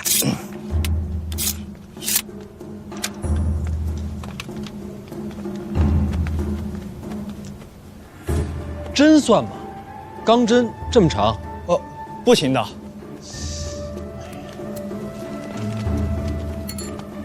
稍等啊。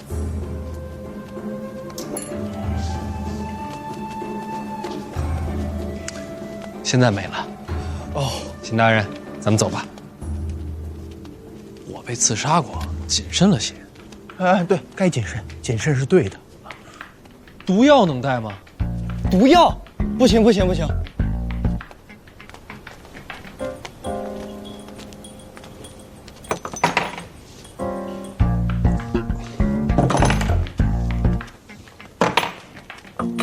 范闲，哎呦，殿下，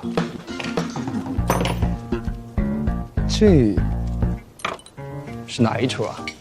哎，别碰，我自个儿调的毒药，宴席里不让带。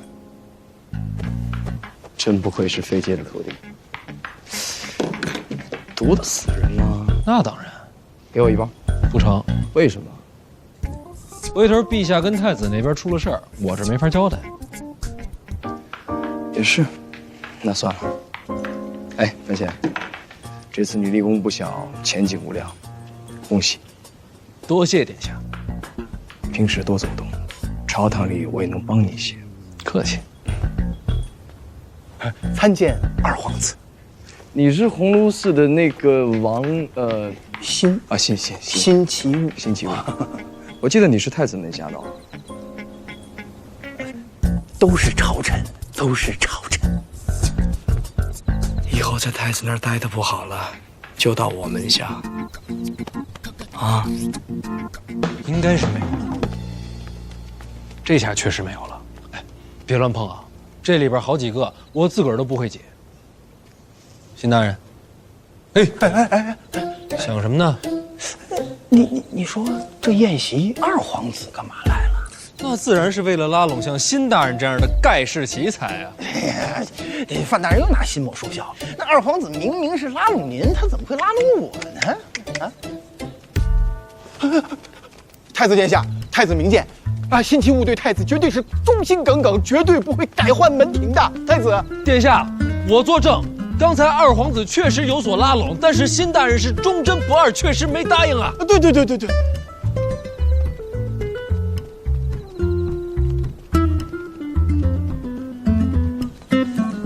多谢范大人慷慨之言。跟我客气什么呀？放心，殿下没那么小气啊。是。哎，不对呀，范大人，刚才二皇子说那话明明是拉拢你呀，那怎么现在反倒是让您帮我撇清关系啊？都一样，可不一样啊，大人。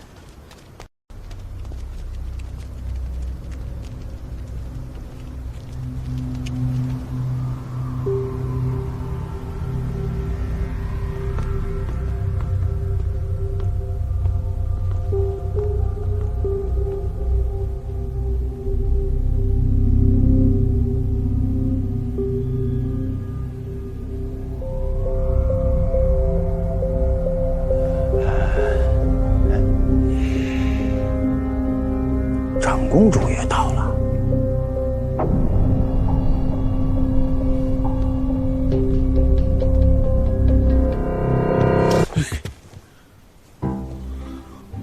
你这贼子可还有脸再见我吗？啊，你哪位啊？岂有此理！当日行凶伤人，你居然在这儿装不认识我啊？郭少，哎呀，好久不见！你看你这伤好的也差不多了，真好。你居然敢把我给忘了！慎言，你这话说的好像怨妇。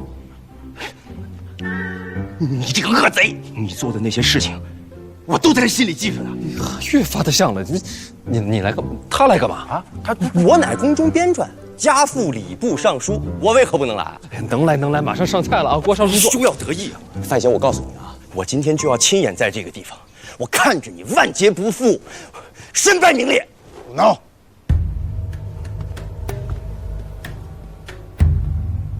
父亲，这是什么场合？回去坐着。是。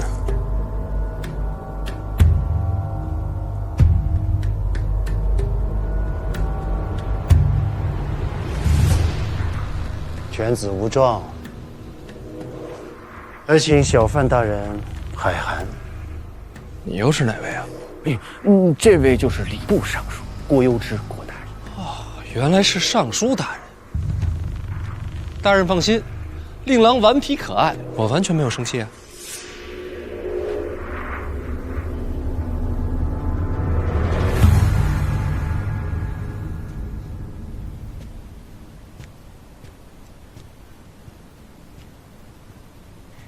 来，别坐无右畔了啊！这边是咱们的座啊！来，这边，咱们这边，来，走啊！走，哎，范大人，走，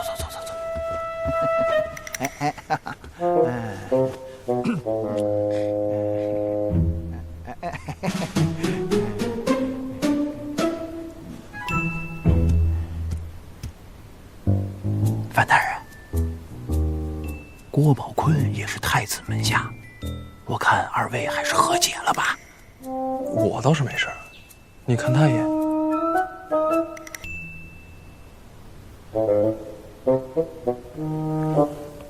慢慢就解开了啊。大人，你真把这打了？哎，这话怎么说的？在下自小熟读圣贤之书，一向克己复礼。怎会打人？那头几天在当街还杀了个北齐高手呢。这酒不错。是，不错。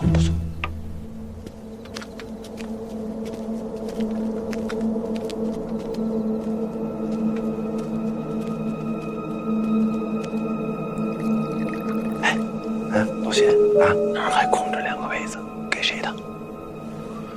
估计是给东夷城和北齐2位大家准备的。北齐来了个文宗庄莫涵，东夷城来了谁？这个东夷城，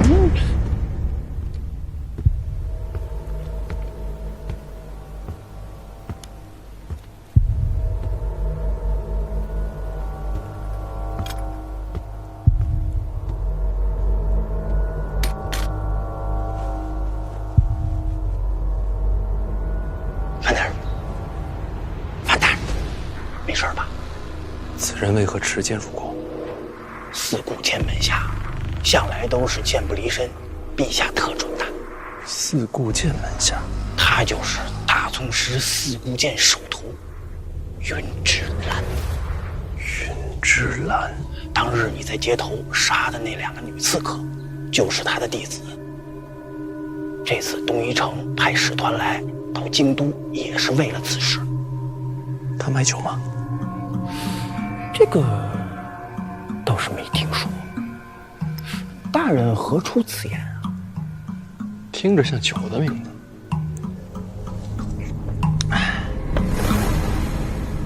像吗？范大人，长公主唤你过去，有话交代。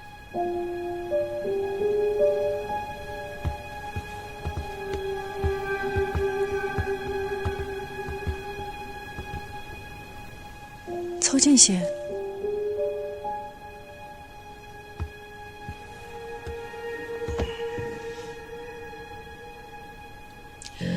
这几日，我一直在等你来杀我，怎么也没个动静。殿下莫急，随时给您个动静。你若发誓效忠于我，我可将婉儿嫁与你，内库财权也给你，还有更多你想要的。那我要是想要你滚出京都呢？北大的愿望，一定要试试看。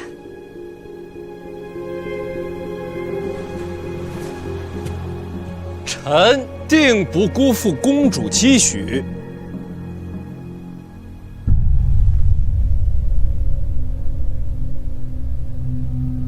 嘿，范闲跟姑姑倒是相聊甚欢，不知道在聊什么。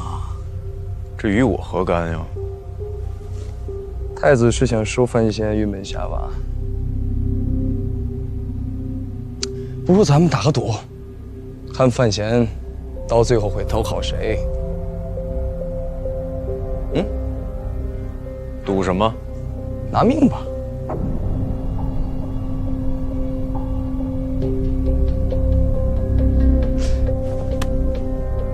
好像臣开的这个玩笑不符合礼数，太子殿下恕罪。好啊。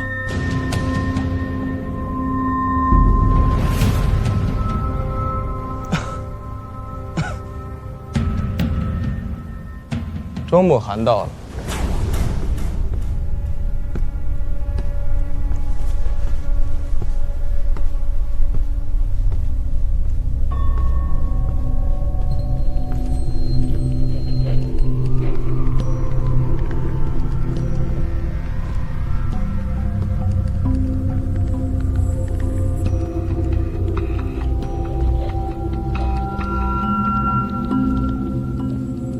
你还从未见过庄先生吧？或是天数，北齐出了这么一位文坛大宗师，数十年来视经著文，著作等身。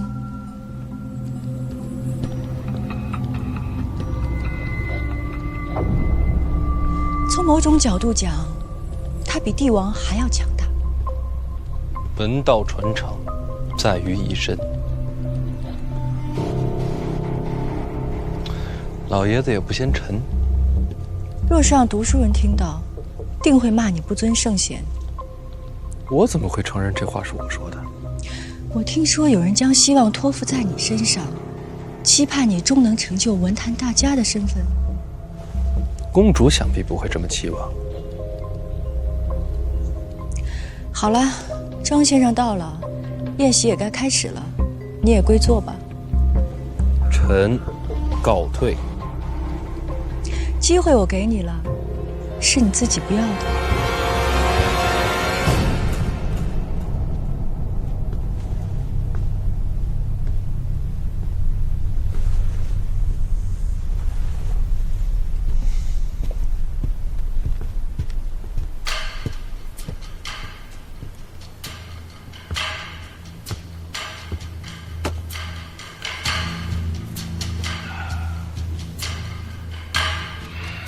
陛下驾到！这边。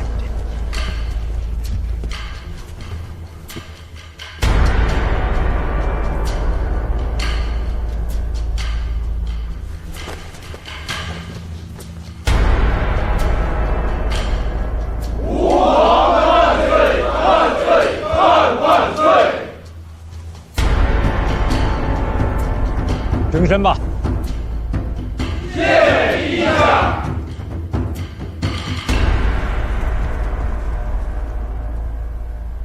陛下已经到祈年殿了。今日论职的宫女太监禁卫都查过了吗？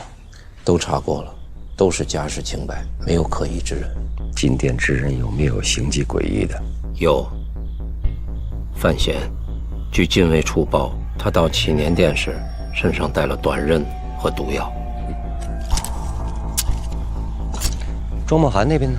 庄墨涵只带了一卷旧纸上殿，我的人借机碰过了，里边没藏东西。我觉得庄墨涵也不是一个习武之人，应该闹不出什么大事吧。云之兰持剑上殿的，是。但是云之兰师从四顾剑，跟庄墨涵应该不会有什么瓜葛吧？云之兰如果要是出见弑君的话，谁来阻拦？洪四祥、洪公公就在殿外。上山！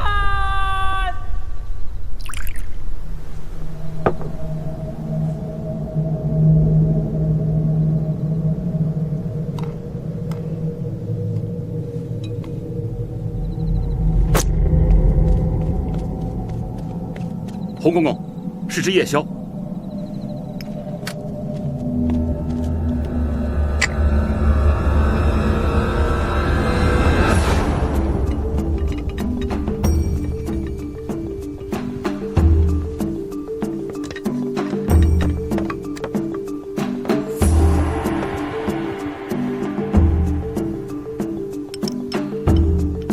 左手。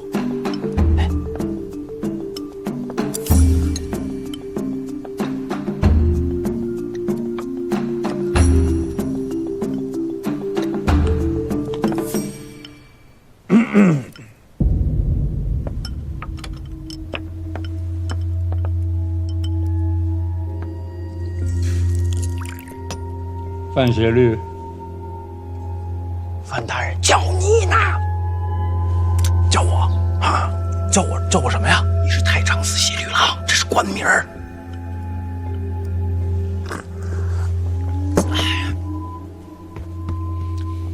陛下，你见朕几次都没跪下过，这次以为你还会站着。那岂不是要犯了众怒？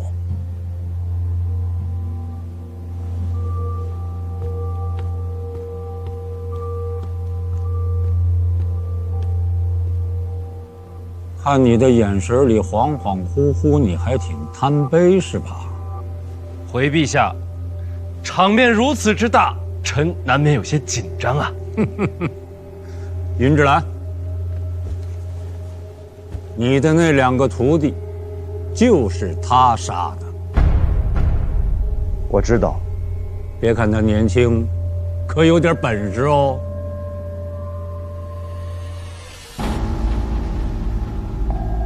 杀我才算本事。四顾剑的徒弟，就是有点傲气。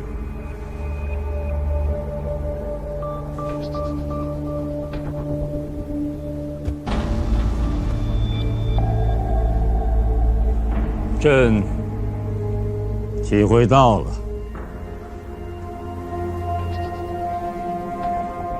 范闲，鸿胪寺传来折子，说你这次差事办得不错，大战由你而起，也由你而终。朕不想当众赞扬你什么，来，陪朕喝上一杯。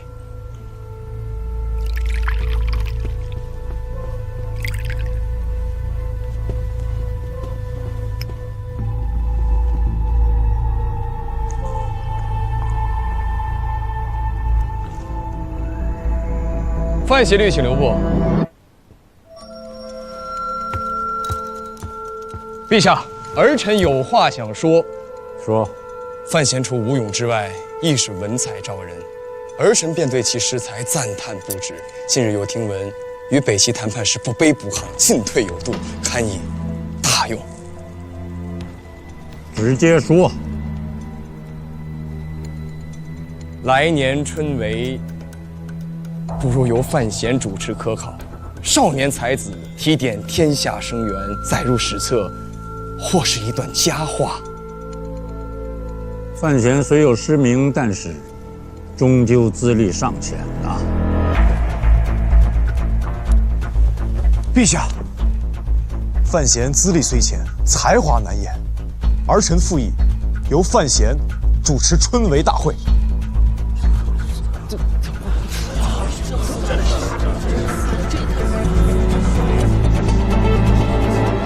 离春闱还有些日子，到时候再定吧。你们都下去吧。陛下，这位少年郎便是范闲吗？庄先生也认识他，读过他的诗。此人虽然年少，倒有些诗才，庄先生要多多提携后进哦。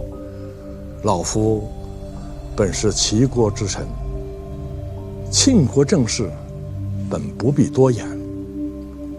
可这春闱考比，乃是天下读书人立身之根本。选择主事之人，当谨慎为上。庄先生说的极是，春闱的事儿，确实应该慎之又慎。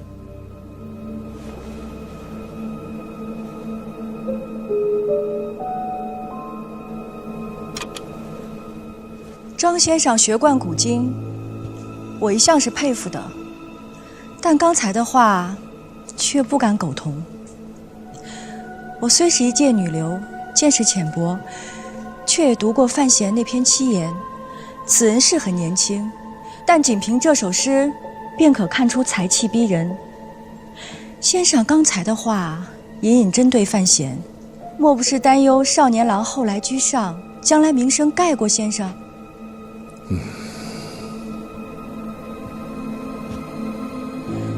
在座诸位都是古公之臣，名学大家，自然不喜口舌之争。本宫不识礼数，却愿意为我庆国才子说句公道话。是说那首七言诗吗？正是。敢问先生，有哪首诗能胜过范闲这篇七言的？林睿，殿前休得无礼。庄先生海纳百川，对此等言语不必在意。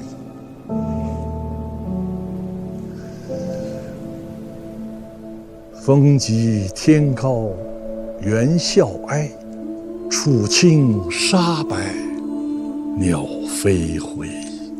无边落木萧萧下，不尽长江滚滚来。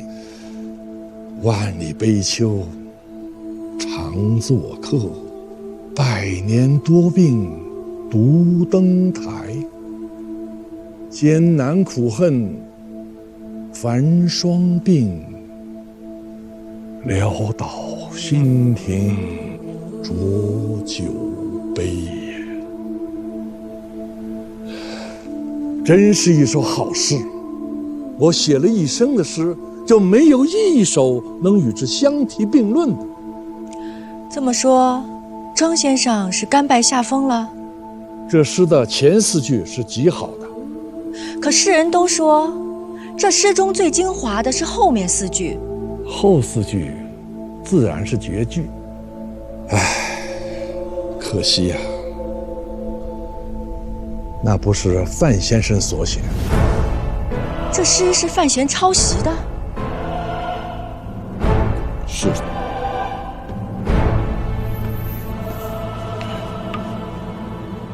朕也觉得好生奇怪，他哪儿来的这么大的才呀？范闲，你有什么话要说？庄先生爱说什么就说什么，反正庄先生德高望重，空口无凭，说话也算数。陛下，儿臣可以作证，范闲这首诗是在靖王府诗会所作，当时宫中编撰郭宝坤也在场，可为人证。郭宝坤在吗？臣在。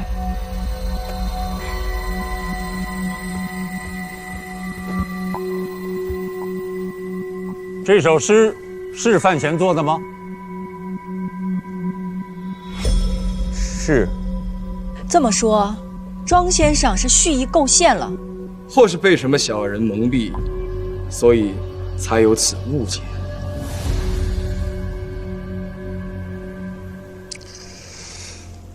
说来也凑巧啊，这首诗的后4句，乃是家师当年由于停舟所作。本来，这样的佳句重现天下是件好事情，但范公子却以他人诗作邀名，这不太妥当吧？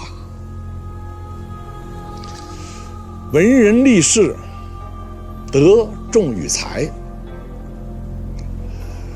这首诗的前4句，范先生文采斐然，自有过人之处，那又何必去贪名求进，要以他人之作邀取声名呢？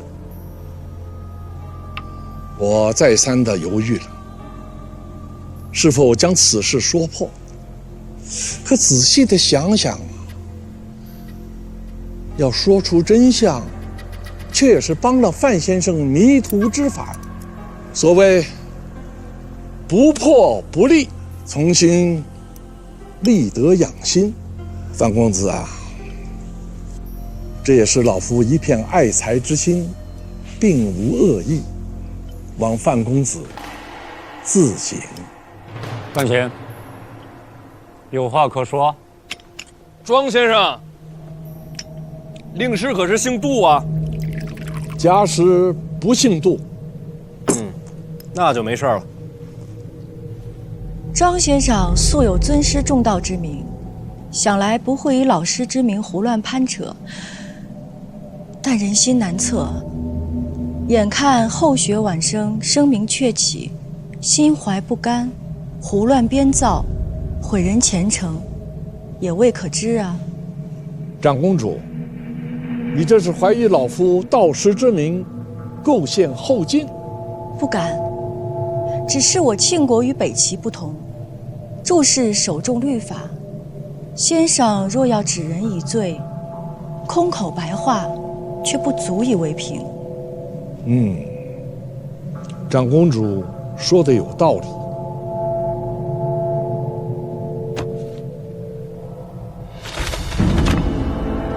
请看，这是当年家师亲手所写，这算不算得上是凭据啊？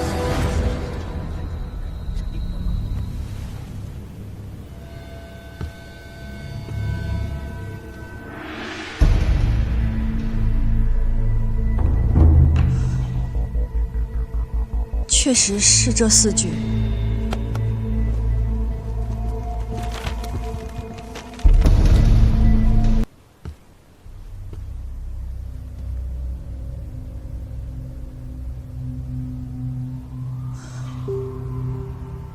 确实是这4句。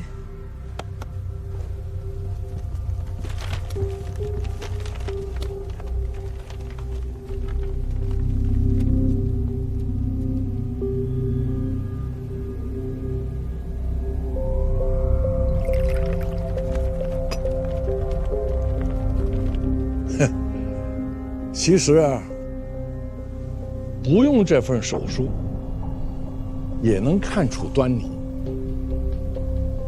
这首诗的后四句，其中之意苍凉潦倒，要不是经历过人生的大起大落，怎么能写出这样的意境呢？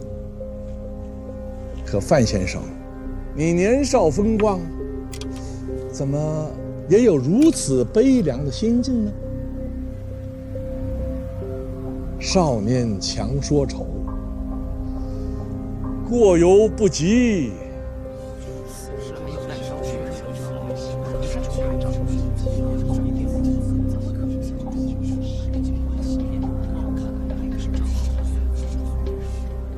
陛下，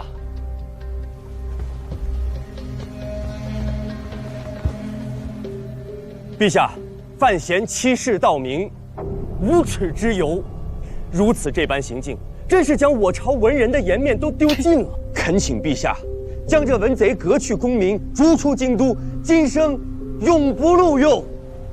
郭少，既然我丢尽了庆国的脸面，为何你如此欢喜雀跃？胡说！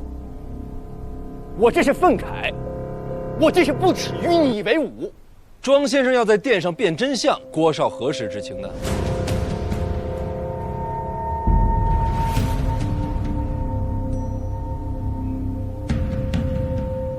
自然是刚刚听到。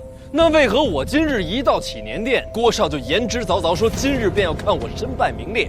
不知是郭少掐指能算，还是说早就跟庄先生暗通款曲了呢？一派胡言！暗通款曲可以用在这个地方吗？啊，好了，什么时候了，还讲究用词？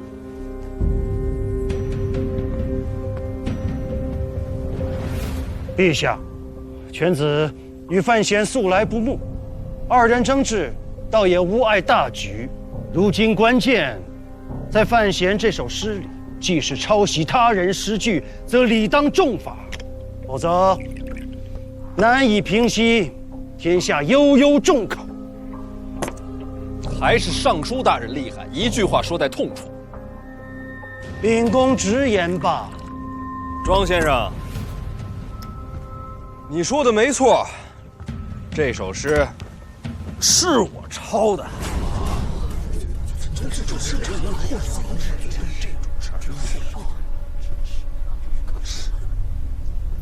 范先生，知过而直言，是谓勇也。范先生经过此事，必成大器。您先别忙着夸我了，庄先生，我替我自己抄诗，你替你老师抄诗，咱们俩也算是半斤八两。说起来，你还不如我来的直爽。这首诗乃是少陵野老诗圣杜甫，跟你老师半点关系没有。庄先生替令师欺世盗名，还真是尊师重道的典范。诗圣，你说这位诗圣何朝何代的人物？既是诗圣，可曾青史留名？史书里没他。哦，是这样。因为他的诗属于另外一个世界，一个有着千载风流、文采耀目的世界。难不成他是传说中的仙界？笑吧，笑吧，跟你们这儿比起来，说是仙界，毫不为过。你去过吗？那是我梦里留下的画卷，是我残留的记忆。范大人，你的意思是，你在梦中游历仙界，还背了首诗回来？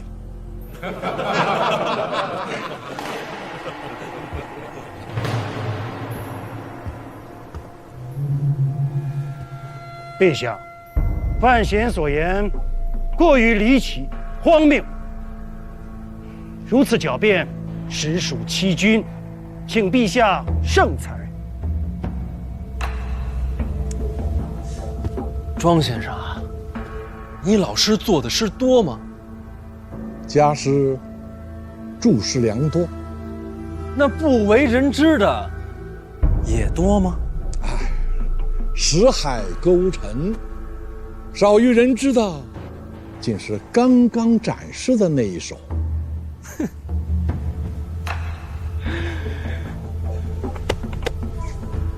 谁说我梦里只背了一首？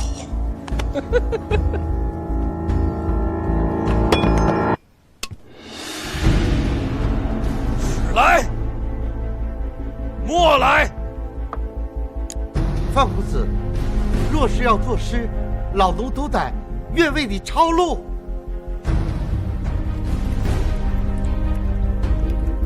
范大人是想临时再做2、3首诗，证明都是从仙界看回来的。你不知道，那段记忆就如同刀刻斧凿一般刻在我的脑中。我看过的每一个字，读过的每一本书，都记得丝毫不差，历历在目。你知道你在说什么吗？哼，怕是气急败坏，已然开始胡言乱语。哼。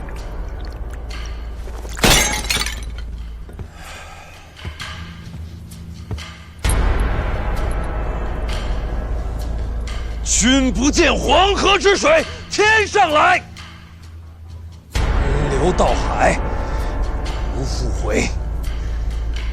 君不见高堂明镜悲白发，朝如青丝暮成雪。人生得意须尽欢，莫使金樽空对月。天生我材必有用，千金散尽还复来。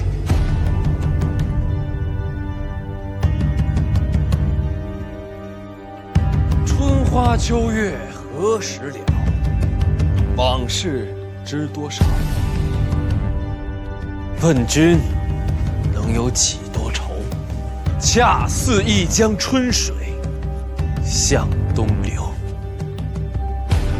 不知天上宫阙，今夕是何年？我欲乘风归去，又恐琼楼玉宇，高处不胜寒。起舞弄清影，何似在人间？醉里挑灯看剑，梦回吹角连营。800里分麾下炙，50弦分塞外声。沙场秋点兵。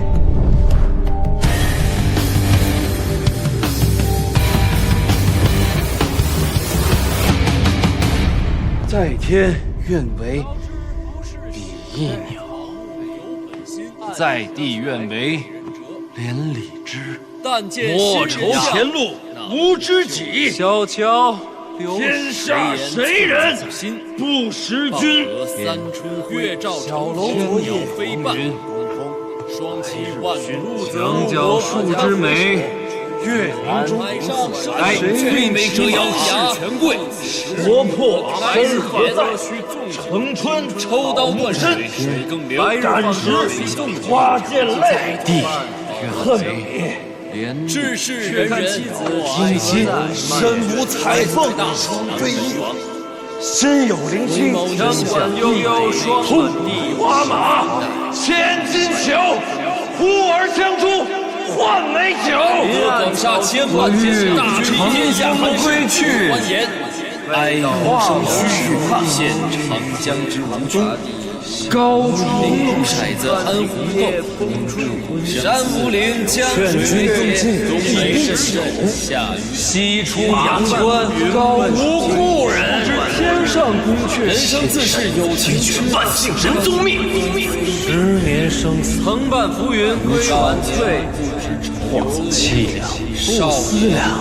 今夕千里共时光，只解催人老化气。为赋纵使相逢，泪滴春山，马家不是流水。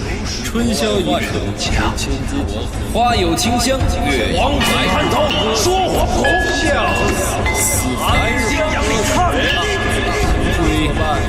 生自古谁不死？天3月下手取丹师，赵汉卿。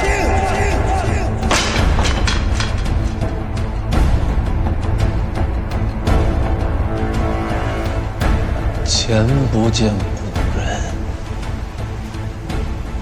后不见来者。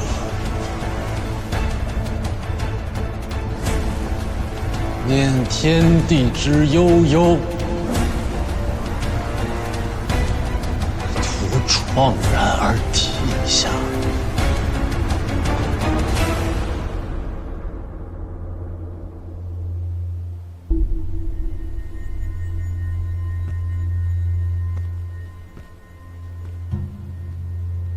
过百了吗？哎呦，花公子早就过百了。那就这样吧。这世上哪有什么仙境啊？哼！若没有仙界，这些诗句又是从哪儿来的？那肯定是他自己写的。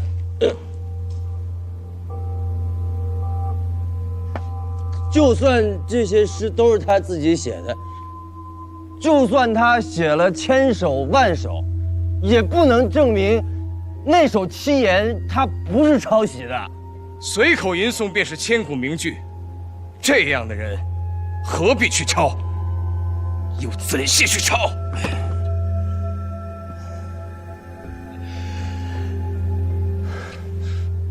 注经释文，我不如你；背诗，你不如我；做文坛大家，我不行；做人，你不行。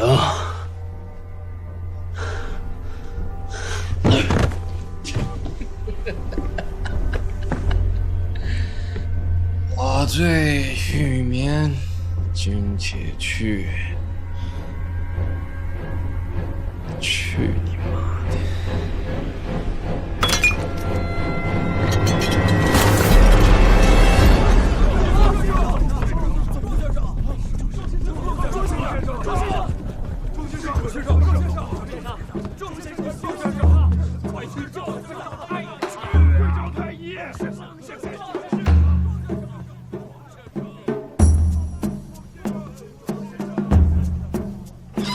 快快快，来，醒酒汤放桌上啊，放这儿，放这儿。对对，去把那个枕头给我弄松软点儿。他喝了那么多酒，可别睡落枕了。虚话不便，宫墙外等。我你今儿都醉成这样，咱改天吧。来了来了，小哥这个盖上了。哎，来了，快快快，扶床上，扶床上，小心小心啊。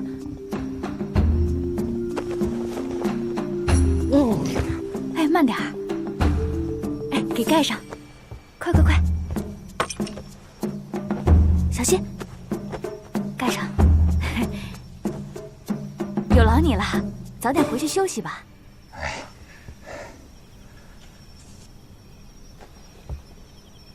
有劳。我来照顾哥哥，你们先回去休息吧。这么多下人呢，哪用得着你亲自动手呀？哎呀，至于的吗？行了，干嘛大惊小怪的呀？谁还没喝醉过呀？你知道你哥在宫里做了什么吗？什么？成神了！啊？陛下亲自下旨，让宫里护卫护送小范大人回府里。陛下还说了，千万要照顾好他。这位爷，现在可是咱们庆国的宝贝呀。言重了。哎，可没说中啊。范大人，你是不知道啊，小范公子今夜醉酒成诗，真是把店里人听傻了，看傻了。好些人私下里说，这可真是诗仙下凡呐。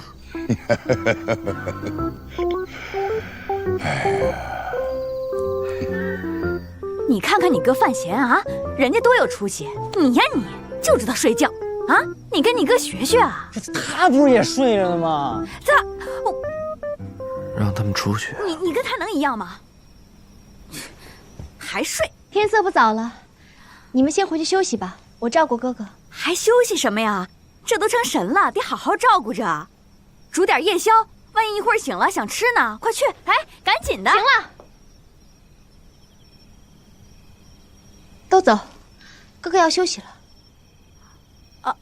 哦，快走快走，下去，让他好好休息，轻点轻点啊！哎呀，该走了，让你哥好好休息，快走。走就该走。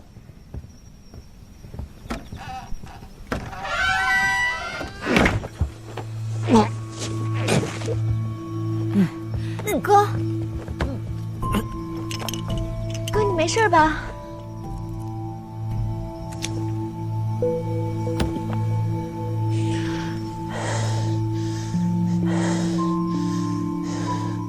没事。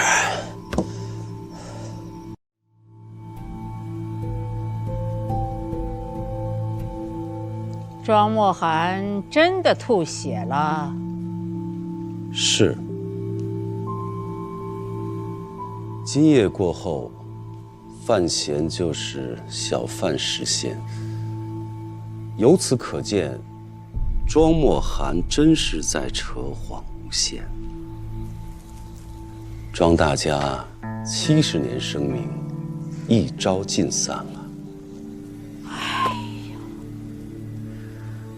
都这个岁数了，一生全毁了。罢了，我也倦了，有话明天再说吧。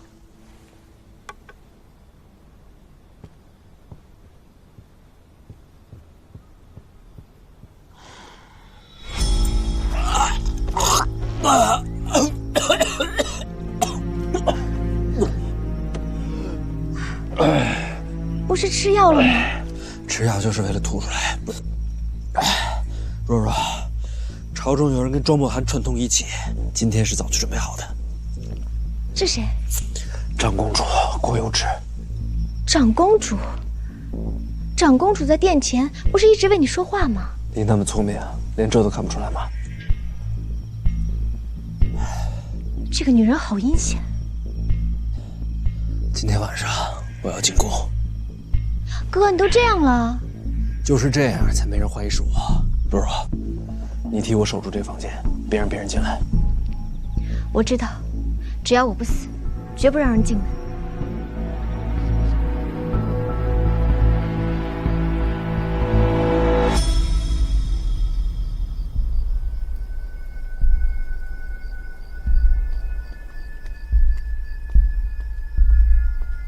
大人，在这儿候着。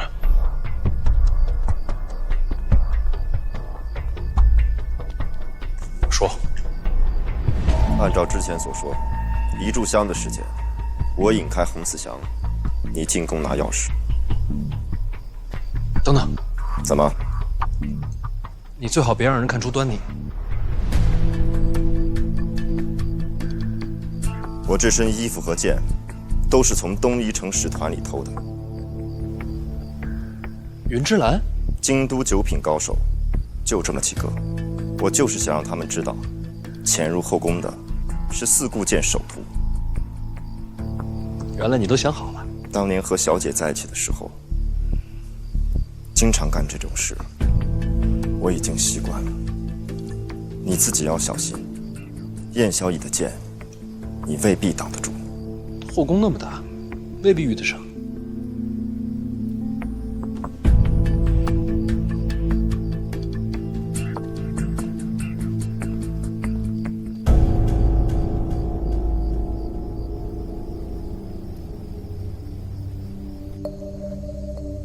这么多诗，手都抄酸了吧？如今我抄出了文坛佳话，这是千载难逢的喜事啊！便是这只手抄断，心底也只有喜欢。陛下，可是累了？只是感慨啊！我大庆国以武立国，在文治方面远远不如齐国，这是先帝一直耿耿于怀的。如今天佑庆国，我朝出了诗神小范大人。诗神啊，我看他是两眼诗神。不过这诗写的确实还是不错。可是朕总在琢磨着，这诗是他写的吗？